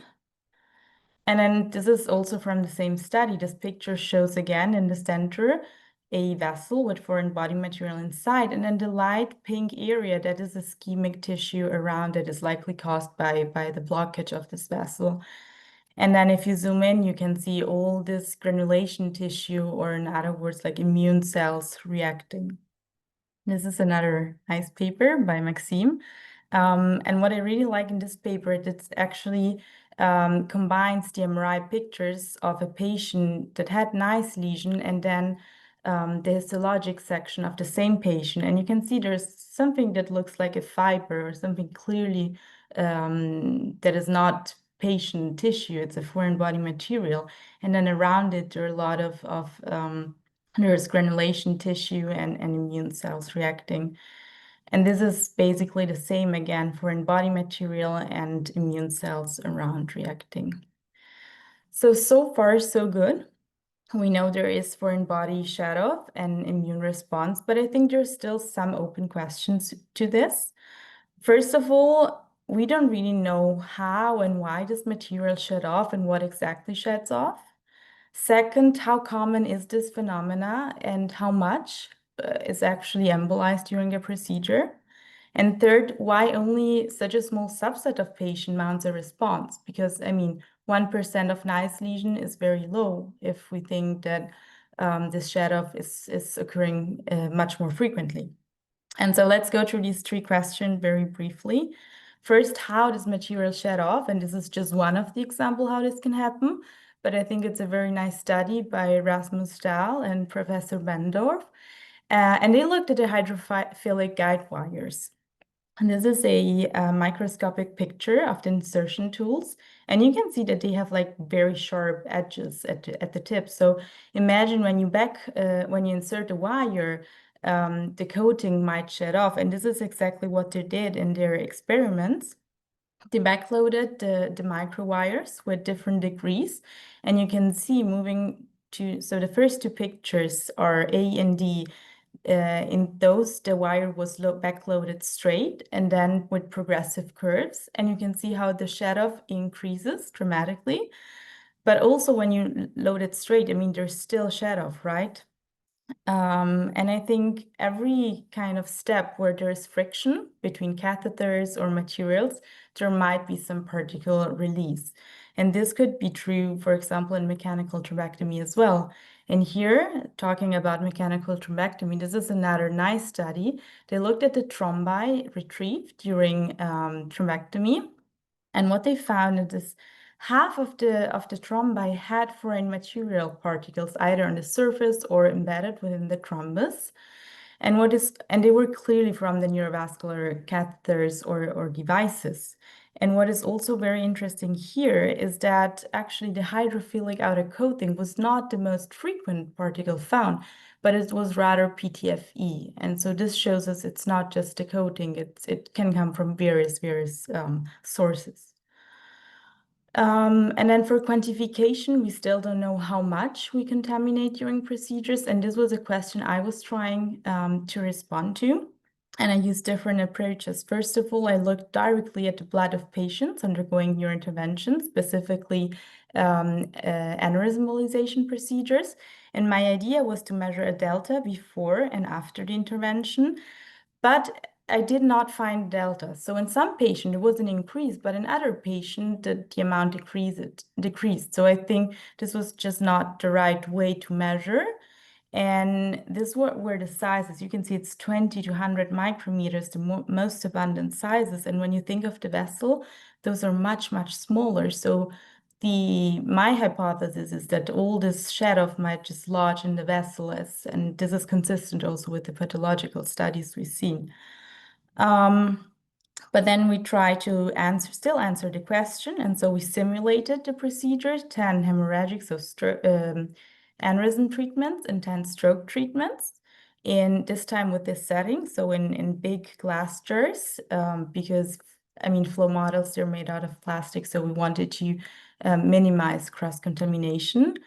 And essentially, we replicated procedures and then sent this out to microplastic analysis, but also included nanoplastic analysis, which is even smaller particles, and PFAS as well. And I don't have the older results yet. Just a few days ago, I received the results from microplastic analysis and PFAS. And what I can say so far is that every single batch contained PFAS, and 19 out of 20 contained microplastic. So this phenomena must be very, very, very frequent. And so let's go back to the last question. And I think the answer to this incidence paradox, where polymer debris is super common, yet nice lesions are very rare, it can be answered, I think, only by patient susceptibility. And so this opens room to further research. I mean, so much things could be done, like genotyping. But also when we think of this, what would be the clinical implication, even if we would find some genes coding for such a susceptibility and response, would we then test every patient before an intervention when we still struggle, I mean, to test for antiplatelet response? So I don't know. These are just my thoughts, and thank you for your time. Thank you, Sophia. That's a great topic. What do you say, Maxim? What are your ideas on this? Sophia, it's a great presentation. I think I agree with essentially everything you're saying. We know that like particular testing is part of development of any device. We know that it's extremely common. We know it's not limited to neuro. There's like papers in cardiology and body literature. This stuff happens everywhere in the body. And why the discrepancy? I think we used to see many more of them. Clinically, we used to see more of them. Maybe like at the time when we published our paper, and others did too. Now we see, I think, less. Definitely some of for sure, there were some issues with like the thickness of some of these like hydrophilic coatings and some of the products that I think the industry is paying closer attention to. But the baseline rate is still kind of high. I've talked to just about it and like immunologists, and they basically saying what you're saying. It's not exactly an allergy, like it's like some response, and they're beyond that, they can't help really because they don't deal with the brain either. So the headaches for these patients, were they caused by the hypoperfusion or these inflammatory stuff going on? I guess you'll know when you stent the Fishmouth thing and see what happens. In our experience, people that have like a lot of these emboli, these are like zombies. They don't die. They just stay there for years and years and years.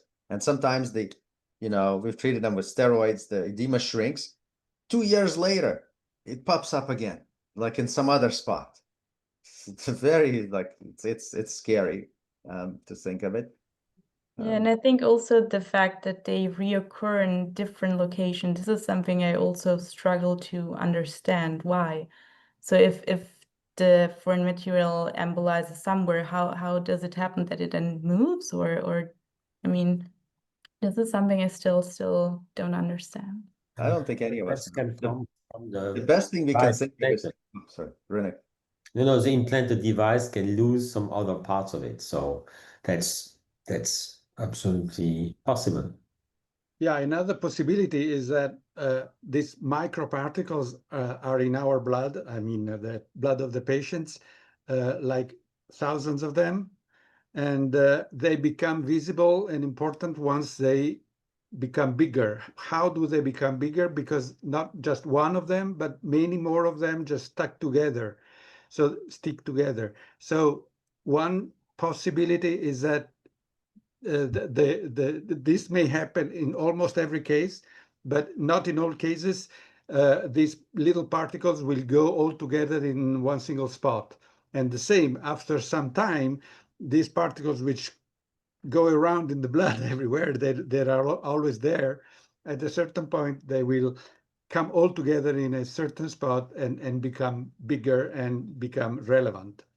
I don't know. It's just, of course, a hypothesis.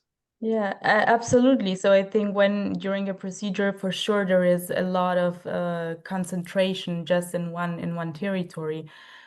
But what I've also seen with my studies and there are other groups in the world that are looking at this in these years, this is super actual right now, is the baseline microplastic concentration. So this is not just as a phenomenon following our procedures, but there's always a background contamination. So each of us already has microplastic in their blood. Including me, I was tested for this during one of our experiments. So why, if the whole population has microplastics circulating in their blood, how does not everybody develop nice lesions? There must be something else. Maybe we will see more of them in the future. Yeah, it's just thoughts, sharing thoughts. It's I still don't understand this. I hope not. Yeah. But anyways, there are already links from, especially from cardiology, linking this to cardiovascular diseases. There was one study that looked at carotid plaques, and patients with more microplastic in the plaques had higher incidence of composite endpoint of stroke, myocardial infarction, death. There are studies looking at coastlines, and those with more microplastic in those areas, there are more strokes. So, I mean, these are just all hypothesis generating, but it's an interesting field, I think. When we're talking about microplastics, we're not talking about procedure-related stuff, right? We're just talking about like microplastics in all of us. Yeah, it can be both. So I mean, what we shed off during the interventions, it's also microplastic. So polymer and microplastic, they're describing kind of the same thing, one in a more chemical way and the other, I think, more in a physical way, but it's more or less the same. It's tiny plastic fragments that range from 1 micrometer up to 5 millimeter. This is the definition. And the nanoplastic is below 1 micrometer. But they can come from everything. Also in saline bags, there's microplastic that was tested. The small amount of like literature that identifies the nice lesions or the body equivalent of them, I think points to like some of them, like predominantly to hydrophilic coatings, like PYP, or some like, so, but the amount of data is very small, right? Like we don't. Yeah. And also, I mean, Walid's paper, that was more about PTFE. Those are the non-stick coatings, like in non-stick frying pans, or every catheter has them in their lining, not as hydrophilic, but as hydrophobic coating. I think it's more in the inner liner. And this makes sense because when you have like friction within a catheter, then you might, just peel stuff off from the inner liner as well. The only But thing, sorry. in our paper, the only thing that seemed to be common, there's so few cases, but of the symptomatic ones, but the only thing that seemed to be in common in our paper was that the setups used like kind of situations where there would be high friction, like dual micro, like some kind of thing where you might expect more friction inside the systems, which is not like something to hang your head on, right? Like so what are we supposed to do? But but it might have something to do with it to some degree. Yeah.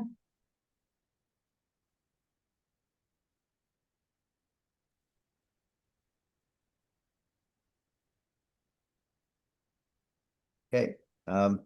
Thank you. Yeah, thank you so much. And Fabian, so I guess Fabian, you'll keep us posted on what happens here, right?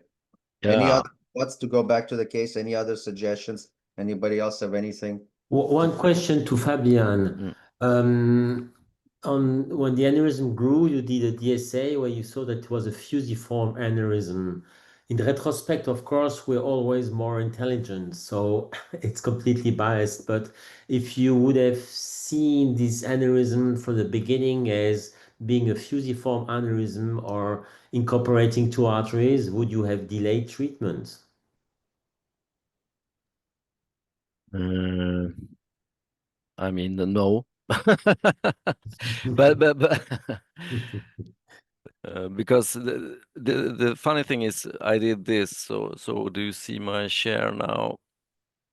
Yes, we do. I've done this a couple of times with this case. Is we do it like so, and now we have the basilar fusiform. And why wait? I mean, I guess this is your thing, Rene, and I think you're completely right that treating this when it's smaller, of course, we have better conditions to do it. Because what am I doing now? I'm trying to make a fusiform aneurysm smaller, so it's amenable to treatment. And if this was the first case, well, I mean, it looked like this at some point, and of course, yeah. So for saccular, I would of course not argue, and the threshold to treat is highly variable. But I think for a fusiform, the earlier you treat, the better it is. It is. I think so too. Yeah, yeah. But it grew a lot over a very short time. Amazingly. Any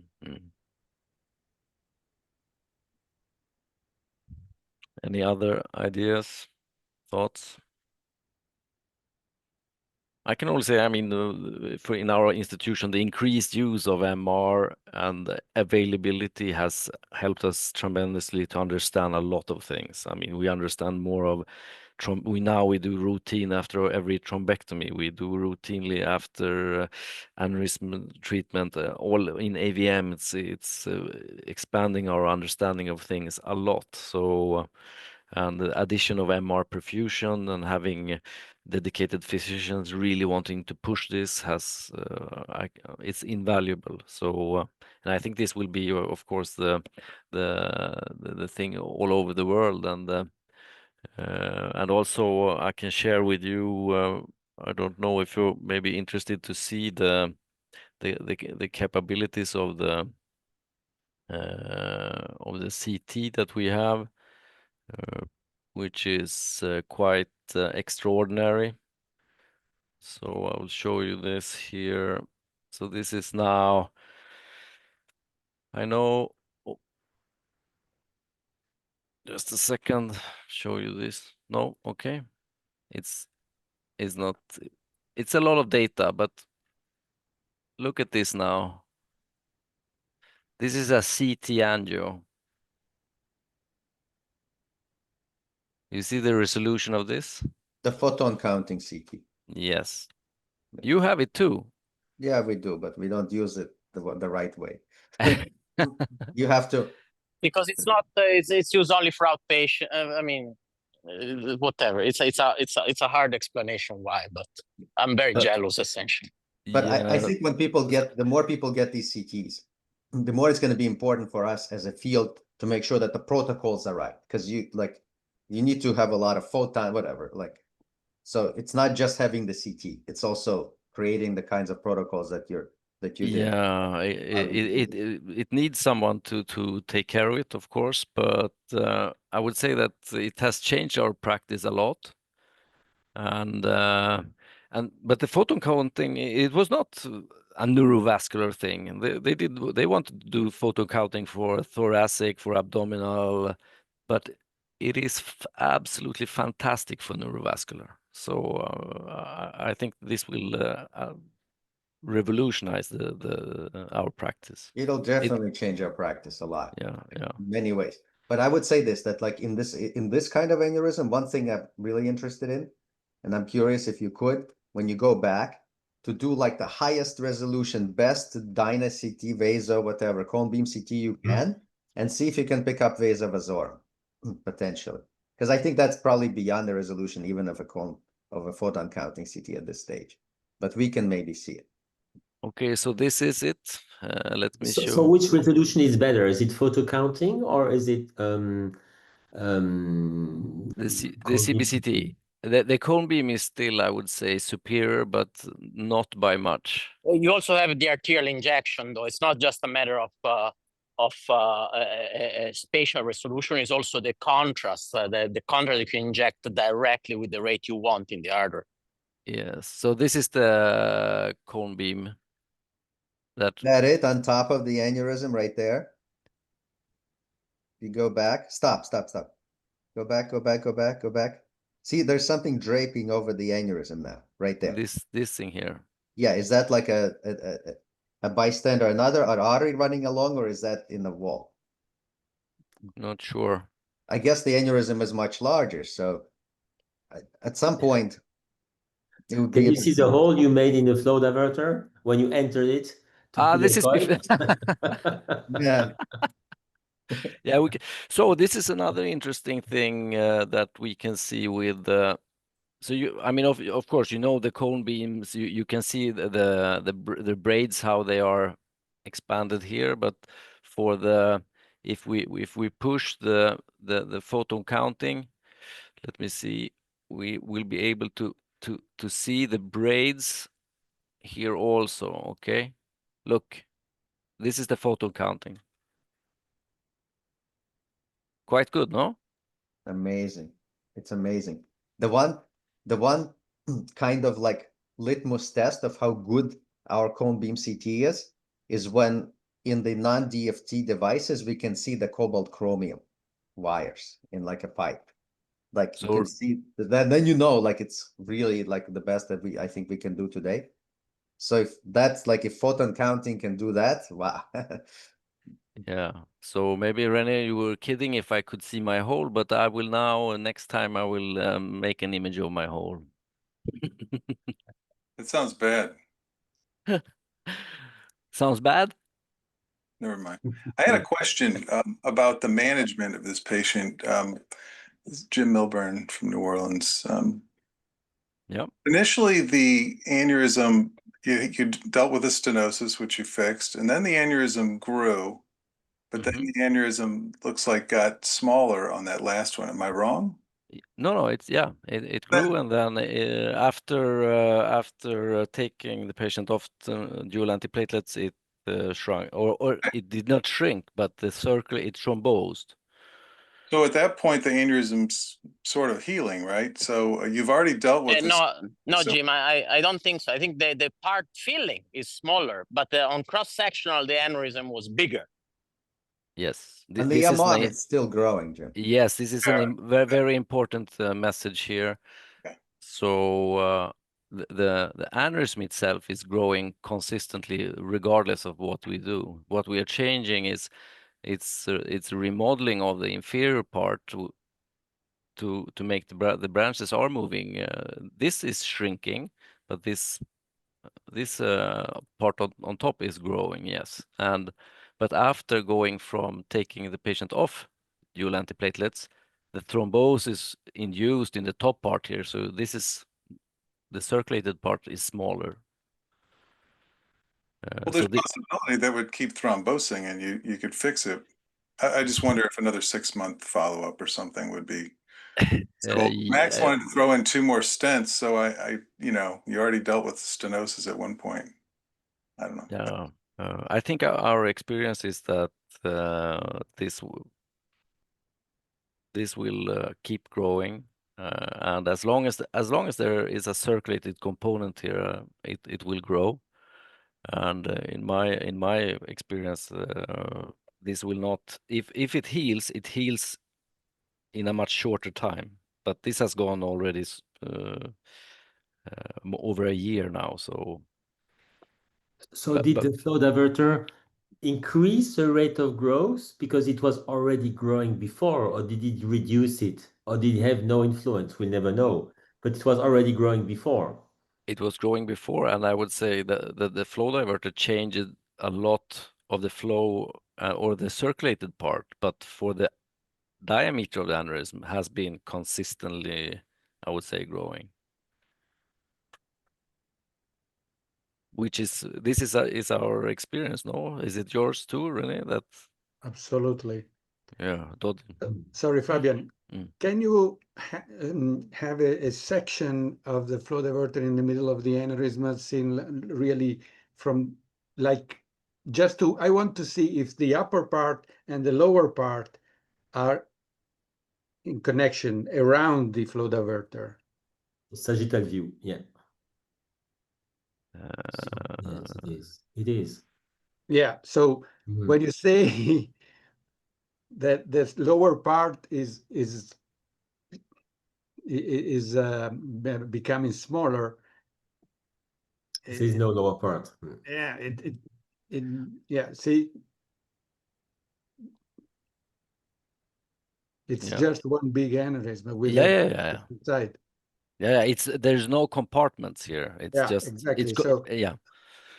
But the difference is that the inferior part is on the inner curve. So I think the flow diverter, what it does, as you can see the jet here. So I think this has the potential to remodel in a way that this does not have. This will just keep on growing, right? But this has the potential to remodel.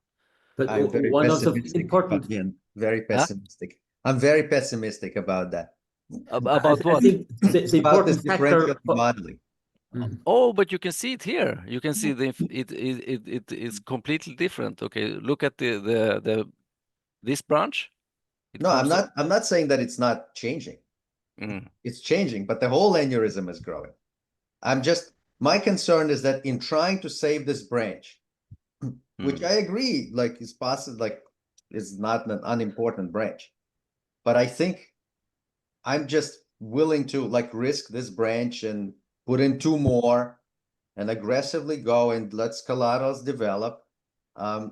Because I think if it keeps going at this rate, at some point, by the time we're ready to like be even more aggressive, like so far, it's just one step ahead of us. Are you still able to go through the struts now? If it looks like this, then it would be good to occlude the inferior temporal branch. Maybe. Or to put a coil temporarily waiting to see if it thromboses, if you have anastomosis, because navigating something larger won't be possible. So yeah, it occurred to me to take the dual lumen balloon, inflate it over here, inject into the MCA, and to see if there is a collateralization coming back. If this is the case, I think we can be very aggressive here. I think this is a very, very, very, very important point you make here, Rene, because if we were able to occlude this, I mean, then we could go for double flow diverters maybe, but we have the perforator to think about also. But do we see perforators occlude on double or triple flow diverters? No, not really. But because they are not collateralized, so they will keep on sucking through those braids. But the collateralized vessels, they remodel, they change. Maybe I think this probably already has. And Dodi, what I mean by remodeling, I'm not meaning that the aneurysm's wall is remodeling towards the flow diverter. It is thrombosing in a way, endothelializing, but there is still aneurysm here growing. But there is now a potential to occlude or maybe flow divert even more. Yeah. Feel the same as Rene. Like maybe if you can get through the aneurysm, like now is the time to do that BTO that like one more time.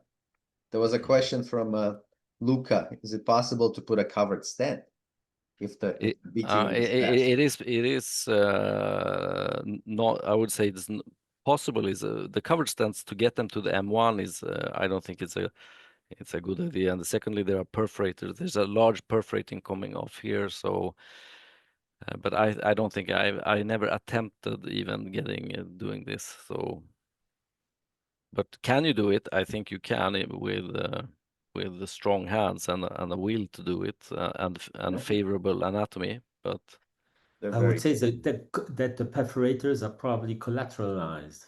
They should arise now from A1 or from A1 or somewhere else, but there's a propensity for them to collateralize too, without knowing by sure. Yeah, somehow I get the feeling that perforators are less able to collateralize, but we can see Reticular striates are notoriously poor, but occluding them is also like not always so bad. Like people can do okay with it. Yeah. Luca has a hand up. Yeah. Okay. Sorry. I just want to show you. Here is the perforator. You can see it just distal to the aneurysm here. This one. It's quite large. Yeah. This one here. Yeah. Okay.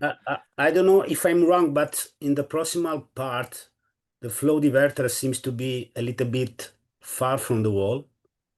just at the tip of the, I say, if you see in the coronal view in tiny slices. And maybe, I don't know if this is the reason why it doesn't work. Just in coronal view, you show very well. Yes, this one. Let me see where is.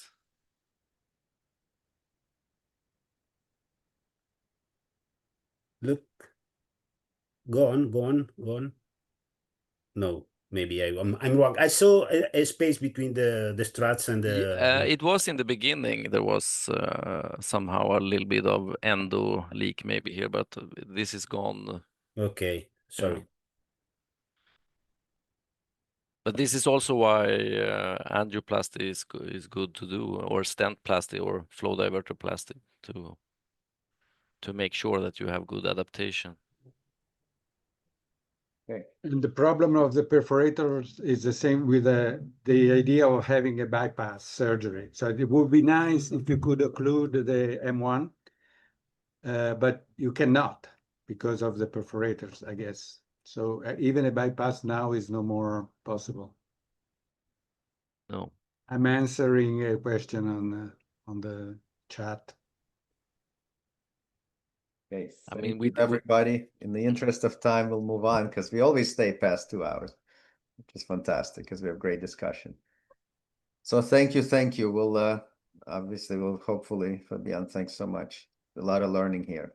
Even if you don't know exactly what to do, there's so much important to talk about. Okay, Tran, am I pronouncing the name correctly? Yes, sir, you are. Thank you. Thanks for your patience. Go ahead, please. Yes, sir. So my name is Tran, and I am a first-year junior fellow with Dr. James Milburn in New Orleans. I did a neurology residency background and just finished 2 years of neurocritical care at UT Houston. So I am very, very, very fresh, and this has been very informative. So thank you very much. Recently, we just had a case come into the hospital that we were consulted on. And I thought that the workup and imaging was interesting enough to share at today's Bananaz presentation. So hopefully everyone else does too. And does everybody see my screen? Yes, we do. Okay, great. So this is a case in which workup for bilateral lower extremity weakness was notable for a cervical paravertebral AVF with a high-risk drainage pattern at the cervical medullary junction. And so we'll go ahead and get started. So just a brief background on the patient. She is a 55-year-old female with a past medical history of prior subarachnoid, secondary to right MCA aneurysm that is status post-coiling in 2020, hypertension, hyperlipidemia, osteoarthritis.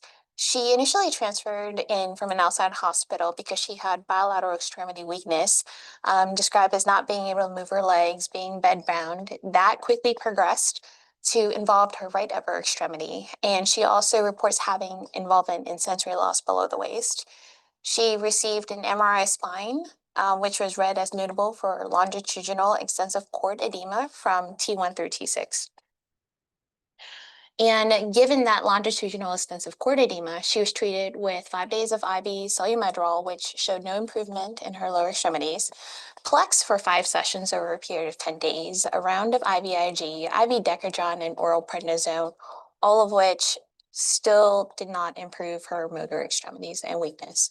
So secondary to all of the treatments and concern, we were consulted for a spinal angio just to exclude any other etiologies such as spinal cord infarct, spinal derived fistula, spinal AVM that could be contributing to her presentation. So what I have here is a T1 sagittal post contrast, at which point you can see, once it turns back around, the longitudinal cord edema there. And then over on the right side of the screen is a T2 sagittal stir, at which point you can also see some cord edema expanding from about C7 all the way down to T6. Were any abnormal vessels seen around that? No, sir. No abnormal vessels were seen. It was just a lot of cord edema, no flow voids, nothing that we could see. So we brought her back to the IR suite to do an extensive spinal angio. We were able to do pretty much all of the levels. We noted that the artery of Adamkowitz arose from the L1 level and was found to be normal with normal washout. So because her entire spinal angio, especially around the level of her lesion, was normal, we decided to do a full diagnostic cerebral angiogram. And interestingly enough, it is her right vertebral artery injection that shows this reflux, venous reflux of the small veins in the posterior part of the cord arising what looks to be a connection at about the V3 segment. So we can see something there and then some reflux back into the venous drainage phase here. So we staged this in two parts. The first one was a full diagnostic cerebral angiogram. The next day we brought her back for a dedicated vertebral run to further elucidate and figure out exactly what's going on up here.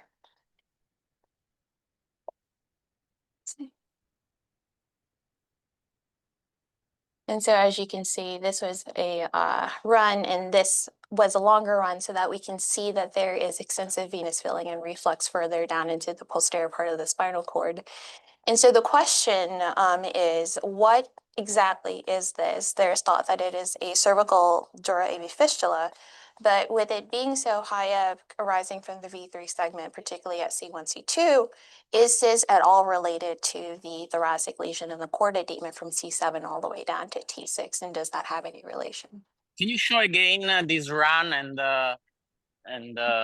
yeah, this, and maybe point to the vessel? You can't really see it until we do microcatheter injections, and I did a 3D with hand injection microcatheter, so you got to go to that next view. I couldn't really see definite canal drainage on these.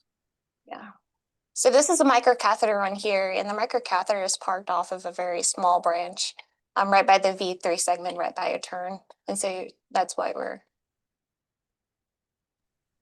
Is it possible to enlarge these images? I don't know if you have them as small as I see them. Or...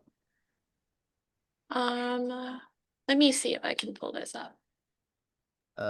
The way to do it, you have a vertical radiology monitor, right? Yes, sir. Yeah, exactly. Go to, if you have a horizontal one, also in your workstation, that's, if you put it there, it will be better. I only have verticals because I'm currently in the reading room. Then I think there is no way. One way is to make a presentation without making full screen.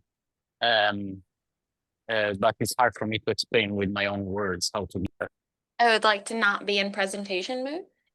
Yes, but not complete presentation mode, but the quick one where you, I think it's an open book. On the bottom, there's like 3-4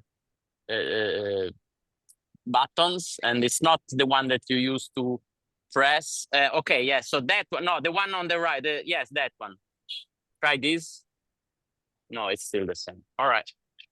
Dodi, we have to magnify.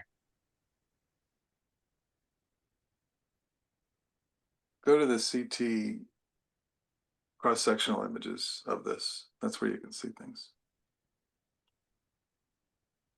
So That's where the branch is.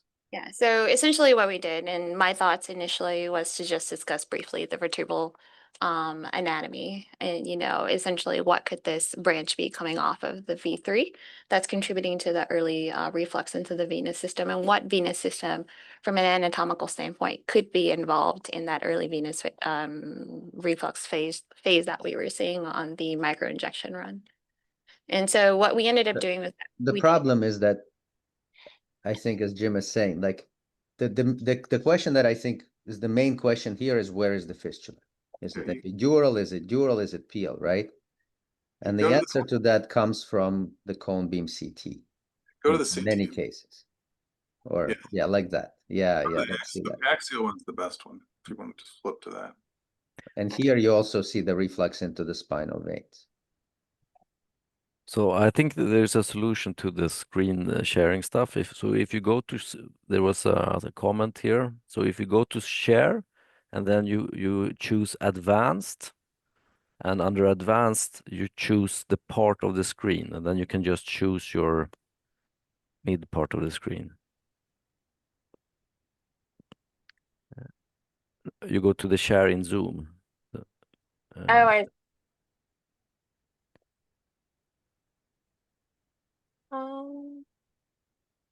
don't think I have the yet. Oh, I see it. It's at the top, and then portion of the screen, share. Not quite sure what you guys are seeing right now. You're seeing some potential patient medications. information. Oh, It's sharing some other screen okay. where you have other stuff open.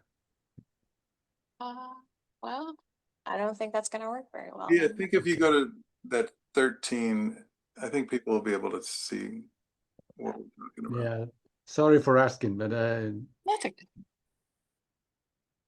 Now we try. We're trying. They go through this real slow.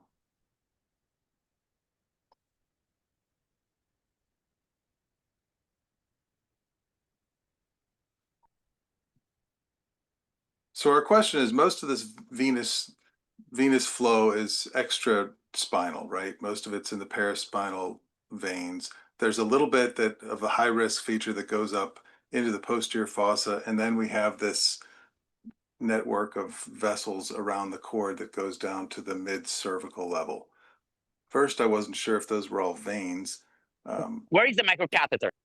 Microcatheter is in the little 0.6 millimeter branch. I have a headway duo about 1 millimeter plugged into the origin of a branch at in the V3 segment around C1.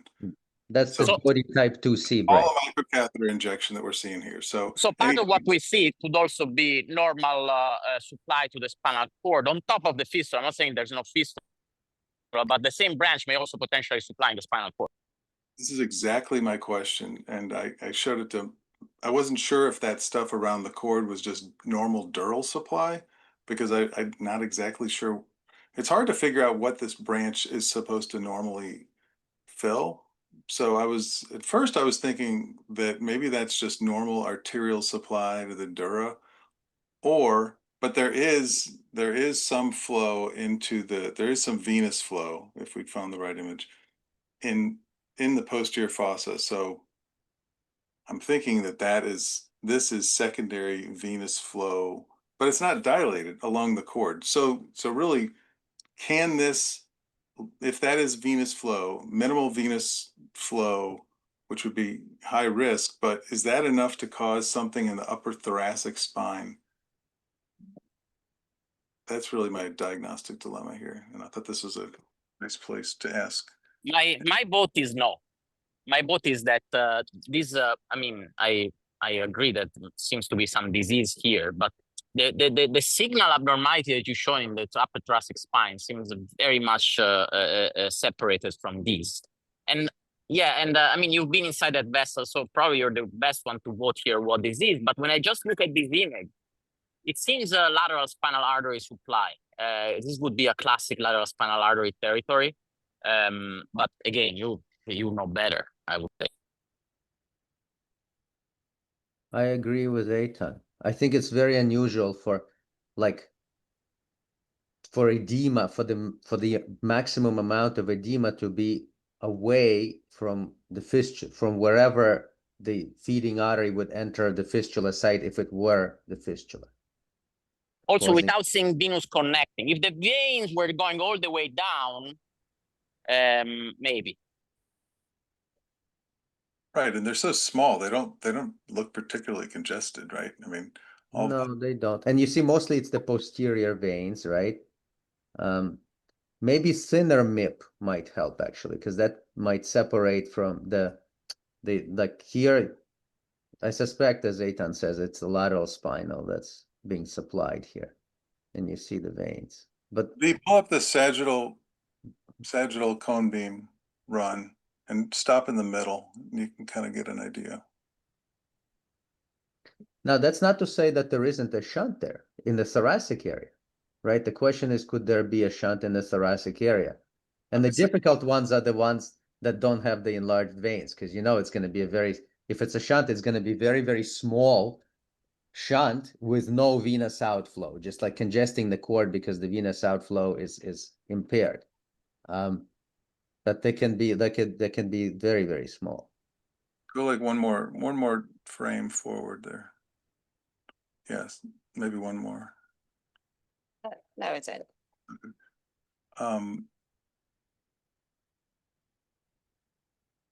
Yeah, so originally I thought maybe those are just arteries around, or just not very dilated veins.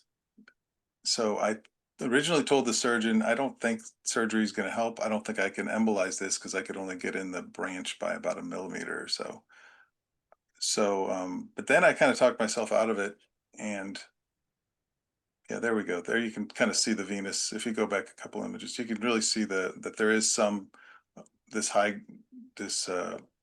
worrisome kind of, but venous reflux intracranially. But there's, the hemorrhage and edema isn't in the posterior fossa or in the upper cervical cord. It's just, very distal to this. So I actually showed it to Matt Amons, and he told me that he thought this was all related to this fistula. To the thoracic fistula? Yeah. So, and if you go forward, Matt published last year a nice review of their cervical fistula. Yeah.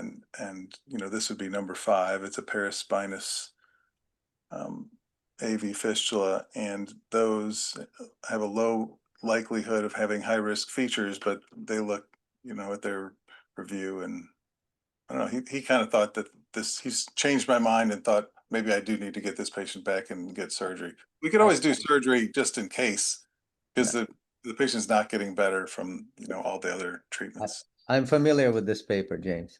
I disagree with Matt. Oh, okay. Very respectfully. But in this case, I don't think this is related. I don't think this is going to help the patient. I think it's a separate issue. My suggestion would be to go back and do another angiogram. But like find all the usual suspects, like supreme intercostals, like lower, like, ascending deep cervicals, and look for more.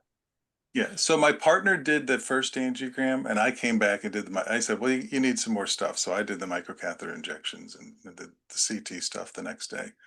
I looked at all of his images. I didn't see anything. I didn't do the angiogram, but I mean, a useful image would be an image of the lower cervical upper thoracic and spinal artery, normal spinal artery, the venous phase. And let's look at those veins. Let's look at the veins of when you cover the anterior spinal axis at that region. How are those veins? Injecting what? You find the supply to the anterior spinal artery in the lower cervical upper thoracic region, more or less where the abnormal signal is on MRI. When you inject that vessel that fills the anterior spinal artery in that segment, we're going to look very detailed at the veins there. How are those veins? Are they congested? Are they enlarged? Even if you just see them, it means that, these upper, like, regionally separated fistula has nothing to do with what you see abnormally in the upper thoracic spine. It's it can be hard to see, like venous phase of anterior spinal artery injection, I think is good for the Adamkiewicz because it's a big artery oftentimes. In the upper thoracic spine, it can be hard to see cord veins after injecting normal cord arteries, but you could try. You actually saw, we didn't show it, but from the left vert injection, there was a supply of the anterior spinal artery. Including the upper thoracic segment? I didn't do the angio. I don't think so. They just centered up high. Yeah, because that's a segment. I would go back and maybe do a third, honestly, like I would do a third angiogram and just like look at the cervicothoracic junction really carefully and see if we can find something. Because the surgery in that area is like, it's not the easy, like, right, there's a lot of neck dissections. People get like, a lot of them complain of neck pain a lot afterwards. I don't, and also, you know, what are they going to find? I suspect they're going to find the branch that feeds the lateral spinal artery. So I actually do have a left vert injection with the cervical regions pulled up, Dr. Milburn, if you want me to share that. Yeah, sure. The patient identification won't be de-identified, unfortunately, because I haven't. Oh no, then you cannot unless you've got it Don't do somehow. that. Don't do that. Because then we can't post it. That's why I did it. Thank you. Thanks. No, thank you. But there is a run, and I'm looking at it, and I don't see anything. Make with good review. I'm just like pushing this because if there's a shunt, it's going to be very, very hard to see because you don't see dilated veins. It's easy when you see dilated veins on MR. So you know, like the shunt is larger. When you have edema without dilated veins, it becomes very hard. Like, so I would just look again, maybe take him back. But I would not operate on this on the upper cervical area, hoping that it helps the thoracic part. And also we could just see if the patient starts to do better. If they start to do a little better on what they're doing, then it's obviously not the fistula causing it because we haven't affected the fistula at all. I agree with Maxime, and I just wanted to add that AV shunt right below the skull, between the skull and the cervical portion on the lateralized is not so infrequent, only that we usually don't care about it. So we do angiographies of the brain, we look at the brain, we look at the posterior fossa, and we don't see that there is a small shunt there into the condylar veins or whatever. So the next angiograms you do, everybody, just look at, sometimes you will see a little blush there, which is just a very small AV fistula, which is no problem, nothing happens. It's all epidural or even extra cervical. And it's just, I think, normal. I saw one 2 weeks ago, just like what you're saying. So I completely agree. I think it's at least like about 1%. We see them when we do like cranial angios, right? Like you see them. Do you think it has anything to do with positioning though? Like, could it be that people are lying like on something, or is it like a real shunt? It looks like a real shunt. It's just weird how common they are. Yeah, and I think there are more shunts like this all over the spine that we normally don't care because we don't look at them like a shunt, but we see a little blush there, or we don't see it, but it's there, and so it's much more frequent and common than we think. All right. Well, this is very helpful. It's nice to get a lot of expert opinion. So appreciate everybody's input on this. Well, thank you for showing. It's an interesting case. And the dilemma. I'm glad that somebody thought of vascular, right? Before they called you. Somebody thought, could this be vascular? Yeah, a few weeks later, you know. Oh, yeah. At some point. At some point, right? Because these are the ones that, like, there's no dilated veins. So somebody needs to be like thinking a little bit outside of the traditional box. And I'm sure that some of them are fistulas. Maybe this one is not, right? We don't know. But I have a couple of cases that prove to be fistulas. Also, Jim, this patient had an angiogram before, by definition, since her history. It would be interesting because the vert was probably injected. Would be interesting to go and see how it was years ago.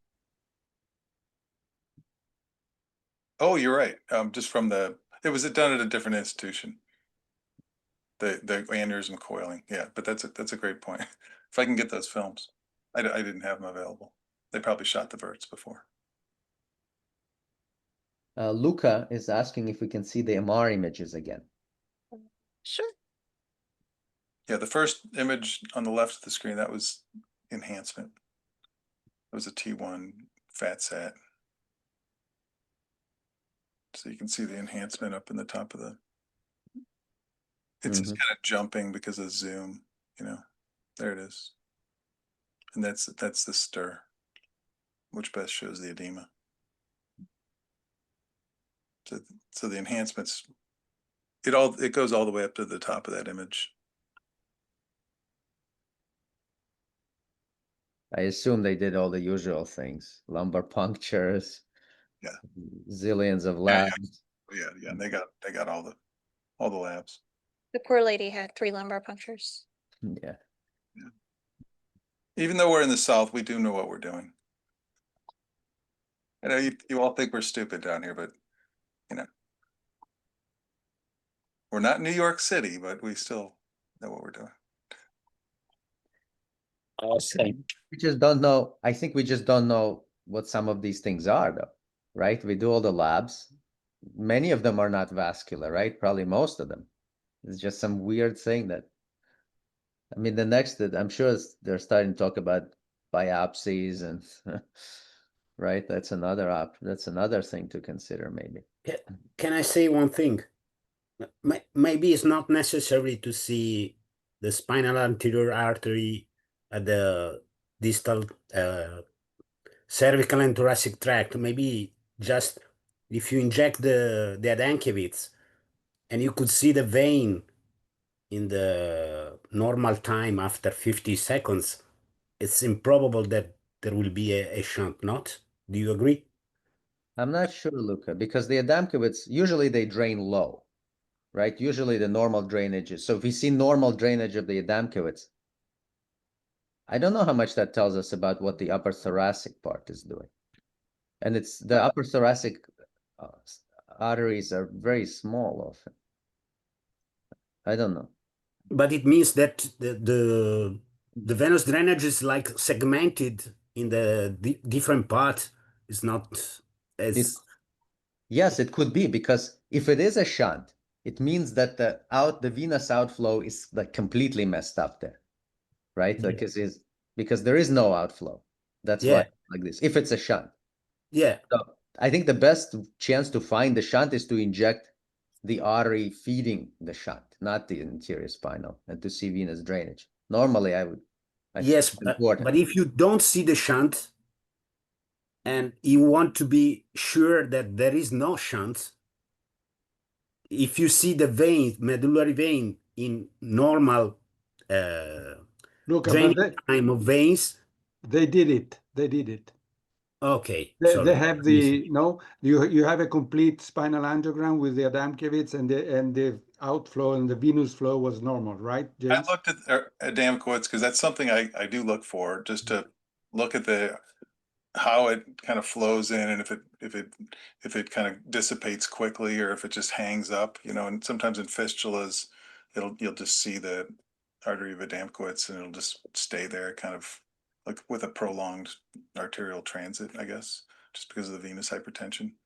I think it's hard to measure, but you just kind of get an idea about it. This one kind of looked normal, but again, it wasn't my angio, so it's a little harder looking at somebody. Okay. Thank you. All right. Well, thanks again. Thank you. Yeah, V and James, thank you so much. Thank you. Yeah. If there is any follow-up at some point, like if you think there's some answer that comes out of this, you could share. Okay, I think we are, well, yeah, I think we basically went through a lot of stuff, and I think Eitan was going to show something, but we can table it to another time, which hopefully will be soon. And thanks. If any more last comments or anything to say, I want to say thank you again to everybody so much for coming and participating and showing and discussing. This is the heart of what we do. Thank you all so very much. Thank you. Thank you. Thank you. Thank you, Max. Thank you. Bye, everyone.